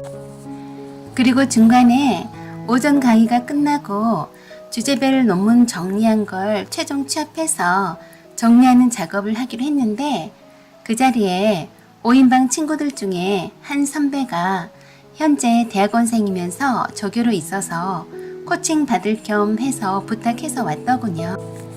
나만 빼고 다 구면이었어요. 친구들 모두가 선배로 깍듯하게 대했고 참 친절하게도 이것저것 코칭 해주더라고요. 저는 미팅이 길어지니까 중간에 빠져나왔고 그런 후 애들과 오다 가다 몇 번 마주친 것 같기도 한데 그때마다 지휘가 얼굴이 빨개지고 어쩔 줄 몰라 하고 해서 물어보니 그 선배를 지휘가 무척 좋아한다고 들었어요. 제가 도서관에서 공부하느라 정신없을 때 많은 일들이 있었나 보더라고요. 몇 달이 지난 후 1차 시험을 치른 날 5인방 친구들이 뒷풀이를 해주었습니다. 그때 애들이 빅뉴스라며 지휘에 관해서 지휘 앞에서 서로 앞다퉈가며 얘기를 해주었어요. 우리 5인방 중에 누굴 좋아한다고 말한 사람은 지휘가 처음이었어요. 콧대 높은 지휘가 어떤 사람을 좋아한다고 고백하다니 참 반가운 일이었죠. 그 사람은 5인방 친구 중 하나인 수연이의 서클 선배인데 논문 코칭해주던 사람이었어요. 대학 축제 때 수연이의 서클 부스에서 처음 기타 치고 노래 부르는 모습에 반했다고 지희가 말했습니다. 그렇게 노래도 잘하면서 말도 잘하는 사람은 본 적이 없었다고 했습니다. 수연이는 그 선배를 지켜봤지만 좋은 사람 같다며 지희랑 진지하게 사귈 수 있으면 좋겠다고도 했었죠. 지희는 그 선배와 사귀고 싶은데 그 선배 앞에만 가면 바보같이 말도 안 나오고 떨린다면서 도와달라고 했어요.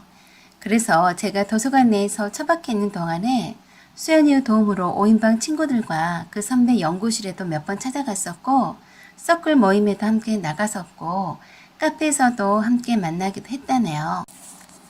저는 그러지 말고 수연이를 통해서 소개팅처럼 정식으로 둘만 만나라고 했는데 지희는 너무 쑥스럽고 바보 같아서 그 선배가 자기를 싫어하면 어쩌냐고 하면서 어느 정도 친해질 때까지 함께 만나면서 둘 사이를 서포트 해주기를 바랬습니다. 그렇게 해서 다음날부터 논문 준비 때문에 스터디실로 몇 번 그 선배를 초대해서 코칭받고 자연스럽게 둘만의 시간을 갖도록 유도했었는데 이 바보 같은 친구 지희는 정말 쑥맥처럼 아무 말도 못하고 쩔쩔매고 있었습니다. 너무 좋아했었던 거죠. 5인방 친구들이 그릴 코치를 해도 그 선배 앞에서는 완전 이쁜 척만 하고 한마디 말도 못하는 거였습니다. 어필이 하나도 안 되고 5인방 다른 친구들하고만 더욱 친해질 뿐이죠. 졸업논문 중간 점검에서 다행히 1차 통과된 후에 지희가 그 선배를 불러서 감사의 의미로 밥 한 끼 사자고 했어요. 수연이가 전화했더니 친구 5명에 혼자는 감당이 안 된다면서 그 선배 친구들도 숫자 맞춰서 부른다고 해서 미팅 아닌 미팅처럼 그렇게 만나게 되었습니다. 그 선배와 그 선배 친구들은 모두 유쾌한 사람들이었어요. 매너도 좋고요.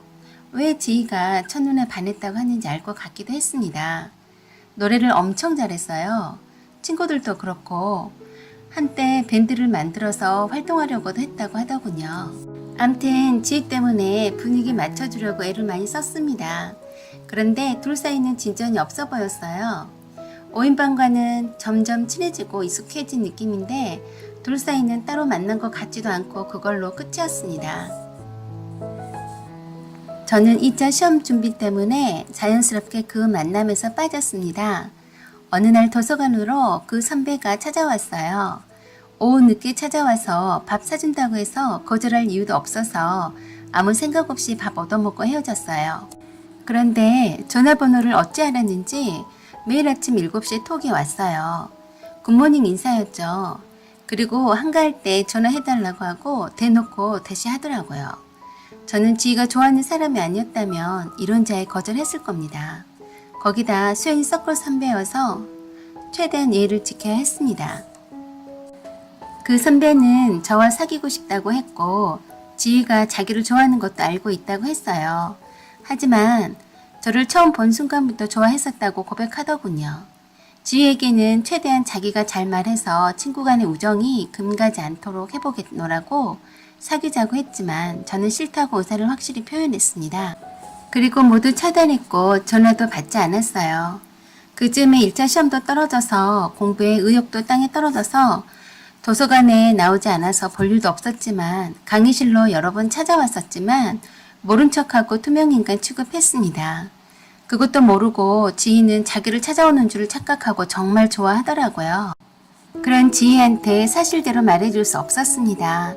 이대로 모른 채 지나가기만을 바랬어요. 그런데 그 선배가 포기를 몰랐어요. 수연이한테 저랑 결혼하고 싶다고 도와달라고 했다네요. 하는 수 없이 수연이가 지희한테 그동안 그 선배가 우리랑 만나준 건 저 때문이었다고 말해주었어요. 충격받았는지 지희는 그때부터 저를 피했습니다. 지금까지도. 그래서 전 지희한테 내가 너한테 잘못한 거 조금도 없다. 그런데 왜 날 자꾸 멀리하느냐고 오해하는 것 아니냐고 했는데 그냥 놔두랍니다. 그냥 자기를 내버려 두래요. 그 선배는 집에까지 찾아왔어요. 내 허락도 없이 부모님을 찾아뵙고 인사드리겠다고 해서 매우 황당했었네요. 고취해볼 것 같으니까 바로 결혼하자고 하는 거였어요. 저는 정말 그 선배가 싫었습니다. 내 친구랑 이상하게 꼬이게 만든 그 선배가 너무 불쾌해서 매우 냉정하게 했습니다. 내가 싫다고 의사표현을 확실히 했는데도 지희 때문에 만나주지 않는다고 생각하는 것 같았어요. 물론 그런 점도 있긴 했지만 이성적으로도 끌리진 않았습니다. 특히 남편감으로는 더더욱 그랬죠. 5인방 친구들하고 이미 친해져서 스스럼 없이 안면 트고 다녔지만 내 허락도 없이 지희한테 수연이를 통해서 저를 공식적으로 좋아하고 있다고 한 말이 너무 괘씸했었습니다. 그리고 아나무인으로 쫓아다니는 그 선배를 보고 엄청 화가 나서 심한 말을 했었죠. 그동안 수연이 서클 선배이고 지희가 좋아하는 사람이라서 참고 잘 대해준 것 뿐인데 이제는 구역질 나도록 싫다고 꼭 말을 해야 하는 멍청이냐고요. 주제 파악도 못하는 주제에 어디다 함부로 결혼 말을 꺼내느냐고 네 주제에 맞는 인간 찾아봐라 했었네요. 그런데 그 말이 그 선배한테 그렇게 충격을 주리라고 생각지 못했습니다. 어느 날 술에 잔뜩 취해서 밤늦은 시간에 집 앞에까지 와서 불러냈어요. 마지막으로 부탁하니까 한 번만 보자고 했어요. 나올 때까지 집 앞에서 기다린다고 하길래 계속 버릇될까봐 끝까지 나가지 않았어요.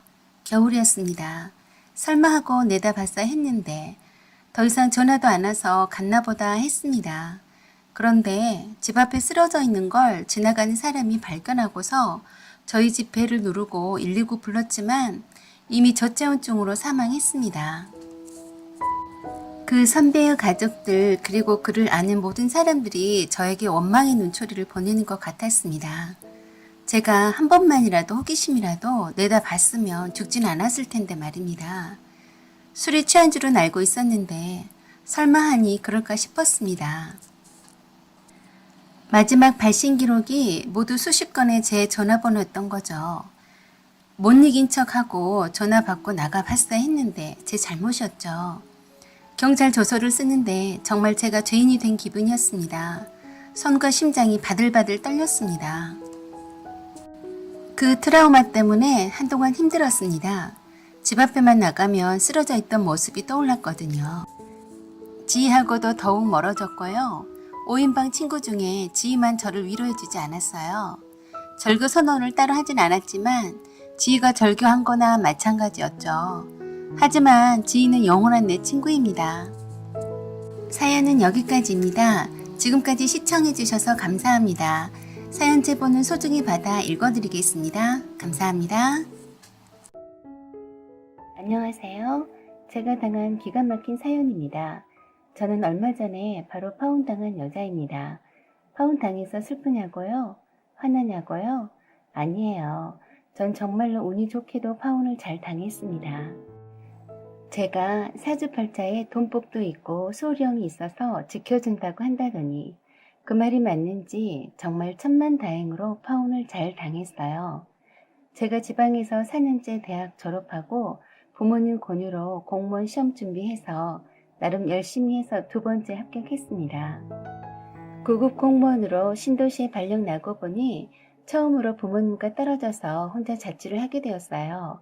발령도 생각보다 빨리 나서 부모님이 급하게 전세를 보러 다니셨는데 이쪽 주변이 신도시이면서 모두 새 아파트나 오피스텔만 주로 있는데 청사가 많아서 수요가 많은지 전세는 없고 월세가 후덜덜해서 겨우 하나 남은 오피스텔을 구해서 사주셨어요.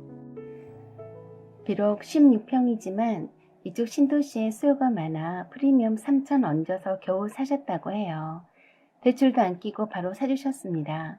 제가 입주하고 몇 달이 지나지 않았는데도 주위 동료 말 들어보니 제가 준 피 따따블로도 구하기 어렵다고 하더라고요. 엎어지며 코다할 때에 제가 다니는 청사가 있어서 차 없이도 다닐 수 있어서 제가 사는 오피스텔에 같은 청사에 근무하는 직원이 많습니다. 제가 친하게 지내는 같은 부서 동료도 같은 오피스텔에 살고 있어요. 대부분 월세로 살기 때문에 부모님이 사주신 오피스텔을 금수저로 오인받기 싫어서 제 명의로 되어 있다고 말하진 않았습니다. 그러다 오다 가다 같은 오피스텔에 사는 한 남자를 우연히 소개팅을 하다 만났습니다. 고향도 같은 데다가 같은 오피스텔에 살다 보니 몇 번 마주친 적이 있어서인지 처음부터 친근한 느낌이 들어서 시작한 교제가 벌써 3개월째 되었습니다. 요새 사람 같지 않게 순박하고 야구면이 없어 보여서 좋았어요. 그리고 굉장히 착실했어요. 술과 담배는 물론이고 유흥에도 별 관심이 없고 유일한 취미가 독서와 바둑이더라고요. 바둑은 중학교 1학년 때부터 프로 바둑 기사가 장래 희망일 만큼 정말 잘한다고 했어요. 거기에다 7급 공무원 시험을 대학교 4학년 때 첫 시험에 바로 그 직렬에서 수석으로 합격했다고 합니다. 취업하게 되면 겉멋이 들어서 모두들 차부터 사게 되는데 아직까지 차도 사지 않고 착실하게 저쪽을 하는 것처럼 보였네요. 그도 이쪽으로 발령 나면서 처음으로 혼자 생활하게 되었다고 하는데 특별한 일이 없으면 주말에 만나서 영화도 보고 고향에 내려갈 때도 날 정해서 함께 내려가고 올라올 때도 약속해서 함께 올라오기도 하면서 점점 사랑의 감정을 키워왔습니다. 그는 믿기 어려웠지만 이성교제는 처음이라고 했어요. 저는 물론 아니죠. 대학 시절엔 이성교제엔 별 관심이 없었다네요. 무조건 학과 공부만 했다는 모범 학생이었다네요. 그래서 수석 졸업도 했다고 합니다. 그동안 주변에서 이렇게 착실하게 지내온 사람은 본 적이 없어서 참 신기했어요. 그리고 그런 점이 마음에 들었습니다. 어른들 말에 공수래가 요란하단 말처럼 잡기에 능하고 온갖 것 관심 많고 다재다능한 사람이라고 내실이 있는 사람 별로 없다고 하잖아요. 모델처럼 옷 잘 입고 겉멋 부리는 애들이나 말 잘하고 유머 있고 노래 잘하는 애들은 물론 인기는 많을진 몰라도 내실이 없는 남자들이 많더라고요. 그런데 제 남친은 억지로 자신을 포장하려고 하지 않고 있는 그대로의 모습을 보여주니 참 신뢰가 가고 이런 남자라면 내 남편감으로는 괜찮겠다는 생각을 했습니다. 남친은 잡다한 말을 잘 하지 않는 편이라서 가족 얘기를 별로 하진 않았지만 3살 돌 누나가 있고 남친 부모님은 고물상과 철물 도매업을 하신다고 했습니다. 아직 결혼하지 않은 누나는 은행에 다니고 있고 부모님과 함께 살고 있다고 했어요. 남친은 부모님에 관해서 특별히 애틋한 감정을 갖고 있다고 하네요. 어렵게 사셨던 부모님이 자수성가를 하셨다는데 매우 고생하시고 사셔서 이젠 사실만 하니 편하게 사셨으면 좋겠는데 아직도 너무 검소하고 소박하게 사신다고 안쓰럽다고 하더군요. 그러던 어느 날 남친이 저에게 프로포즈 했어요. 이벤트를 멋지게 해주지 못해서 미안하다며 장미꽃송이가 든 상자에 결혼해주라는 메시지가 담긴 엽서를 건네주더군요. 그리고 커플 금반지를 끼워줬습니다. 남친은 결혼을 빨리 해서 자식도 빨리 낳아서 이쁜 가정을 꾸미고 싶다고 했습니다. 저도 동의했고 저희 부모님이 절 보러 올라오셨을 때 남친을 인사시켰습니다. 저희 부모님도 마음에 들어 하셨어요. 하지만 남친에게 서둘러 결혼하는 건 반대하신다고 말씀하셨어요. 1년 이상 교제해보고 난 후에 해도 늦지 않다고 하셨죠. 평소 때도 결혼 늦게 보내고 싶다고 하셨거든요. 그런데 남친이 결혼하고픈 여자친구가 있다는 것을 남친 부모님께 말씀드린 모양이었어요. 고급 공무원이고 2살 아래이면서 부모님은 장사하신다고 말씀드렸나 보더라고요. 사실 저희 부모님은 의류 공장까지 운영하면서 인터넷 쇼핑몰을 크게 운영하고 계시는데 그냥 뭉뚱그려서 옷장 산다고 했더니 그냥 장사한다고 말씀드렸나 보더라고요. 어느 날 주말에 남친이 예비 시부모님이 여자친구가 궁금하다고 집으로 데리고 오라고 하셨다고 했어요. 그래서 홍삼 세트 준비해서 함께 내려갔습니다. 그런데 따로 살림집인 아파트가 있다는데 굳이 운영하시는 고물상으로 오라고 했다네요. 한적한 곳에 예비 시부모님이 운영하시는 고물상이 있더군요. 잡다한 고물들이 늘어져 있고 정리 안 된 집기들이 여기저기 정신사납게 흩어져 있어서 좀 당황스러웠네요. 처음 인사드리는 자리인데 왜 굳이 아파트 놔두고 이쪽으로 오라고 하셨는지 의아했습니다. 딱 봐도 다 쓰러져가는 오래된 건물이 사무실로 사용하는 듯 사람들이 몇 명 있는데 그쪽으로 데리고 가더군요. 가던 길은 비포장인 곳도 있어서 구두 신고 갔는데 땅이 질퍽거려서 걷기도 힘들었는데 예비 시부모로 보이는 2분이 멀찌감치해서 저를 유심히 쳐다보고 계셨습니다. 저는 걷기 힘들어서 남친 손을 꼭 잡고 걸어왔었는데 예비 시부모님이 계속 보고 계셨으면서 남친에게만 어서 오라고 하고 저를 한번 흘낏 쳐다보더니 인사를 해도 받아주지 않고 쏙 안으로 들어가 버리셨어요. 순간 남친이 황당해하면서 내 눈치를 살피더라고요. 예비 시부모님 2분 다 그러시니까 제가 멈들 바를 모르겠더라고요. 예비 시모가 굉장히 못마땅한 얼굴로 저를 아래 위로 천천히 훑으시는데 기절초풍한 줄 알았습니다. 그리고 말씀도 없이 남친에게만 배고프지 않냐고 하면서 삼겹살 구워 먹자고 하시는 거예요. 남친이 홍삼 세트를 아영이가 선물로 준비했다고 말씀드렸는데도 시큰둥해하는 표정이었어요. 전 정말 매우 당황했죠.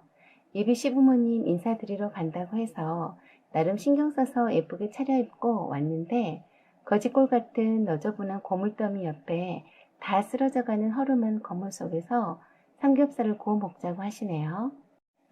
예비 시아버지께서 먼저 말씀을 꺼내셨어요. 저희 부모님이 무슨 장사하냐고 하시는데 옷장사 하신다고 말씀드렸더니 단번에 직업이 상업이시네 하는 겁니다. 뭐 틀린 말은 아니라서 그렇다라고 말씀드렸더니 예비 시어머니가 약간 비웃듯이 웃으시더라고요. 정말 부쾌했습니다. 그리고는 들고 온 핸드백은 얼마짜리냐고 다짜고짜 물으셨어요. 그래서 선물 받은 거라서 잘 모른다고 둘러댔습니다. 영 못마땅한 표정이어서 내가 여기 못 올 곳을 왔다는 느낌이 바로 들었네요. 순간 이럴 거면서 여기에 왜 오라고 한 거지? 하면서도 어쩌나 보자 하고 아무 말 없이 얌전히 앉아 있었네요. 아들의 결혼할 여자친구를 초대해놓고선 음식 준비도 해놓지 않고서 저희가 도착하자마자 삼겹살 구워 먹자고 그때서야 앉을 때도 변변찮은 굴속 같은 곳에서 주섬주섬 삼겹살 구울 준비를 하는데 참 기가 막히더라고요. 남친은 엄청 창피했는지 밖에 나가서 먹자고 아님 배달시켜 먹자고 하는데 대번에 예비 시모가 퉁명스럽게 너는 돈이 하늘에서 막 떨어지냐? 밖에서 시켜 먹으면 돈이 얼만데? 그리고 냉장고에 먹을 게 천지인데 무슨 돈지랄을 밖에 사니? 하는 거예요. 그래도 예비 시아버지가 사람 불러다 놓고 심하다 싶으셨는지 어허 그 사람 하면서 헛기침 하시더라고요. 그쯤 되니까 저도 정말 불쾌해서 당장 뛰쳐나가고 싶더라고요. 주섬주섬 딱 봐도 공색하게 불판을 놓고 고기를 굽기 시작하는데 전 손 하나 까딱하지도 않고 지켜보고 있었고요. 남친이 고기를 구워서 저를 먼저 주니까 남친에게서 고기 집게를 뺐더니 너나 잘 먹어 하시는 겁니다. 그러면서 저에게 부모님께 생활비 보태드리냐고 물으셨어요. 아니다라고 대답했더니 그럼 월급 타서 어디다 쓰냐고 하시더라고요. 너무 황당한 질문에 저는 웃으면서 돈 쓸 데가 많다고만 답했더니 저축은 하냐고 물으셔서 조금 한다고만 했습니다. 완전 추궁당하는 느낌에 기분 상할 대로 상했는데 어디까지 가나 보자 했습니다. 그리고 계속해서 돈은 모아놓은 게 있냐고 하시길래 바로 없다고 했어요. 그랬더니 아주 한심스럽다는 듯이 비웃으시면서 돈도 모아놓은 것이 없으면서 결혼하려고 했냐고 하는 겁니다. 남친이 옆에서 계속 예비 시모에게 눈치를 주는데도 계속 추궁하듯이 잔소리를 하더라고요. 월급 그 많은 돈을 어디다 쓰길래 통장에 잔고가 하나도 없냐고 하시네요. 그래서 전 네, 내 통장 잔고에 돈이 하나도 없다고요? 하면서 깜짝 놀라 되물었습니다. 남친도 놀란 듯 엄마, 누나한테 조회해보라고 시킨 거야? 하고 화를 내더군요. 전 너무 황당해서 남친에게 내 통장 잔고를 누나가 확인했어? 하고 물으니까 예비 시어머니가 아주 자랑스럽게 그래, 우리 딸이 은행에 다니는데 네 통장 잔고 조회 좀 해보라고 했다. 아니 그랬더니 월급이 들어오자마자 싹 빠져나갔더구나. 어디다 돈을 그렇게 많이 쓰던지. 니네 집이 어려워서 생활비 보태준 것 아님 어디다 그렇게 돈을 써대니? 하는 겁니다. 예비 시모는 잘난 딸이 은행원이라서 은행권에 특권이나 되는 것 마냥 까짓거 남의 통장 줘야 하는 게 어때서 그러냐는 표정입니다. 참 어이가 없었네요. 그래서 제가 본인의 동의를 받지 않고 어떻게 남의 통장 잔액 조회를 하느냐고 하면서 내 주민번호를 어떻게 아셨냐고 하니까 남친 누나가 물어봤더니 쉽게 가르쳐 주던데 뭘 그러냐고 예비 시모가 그러네요.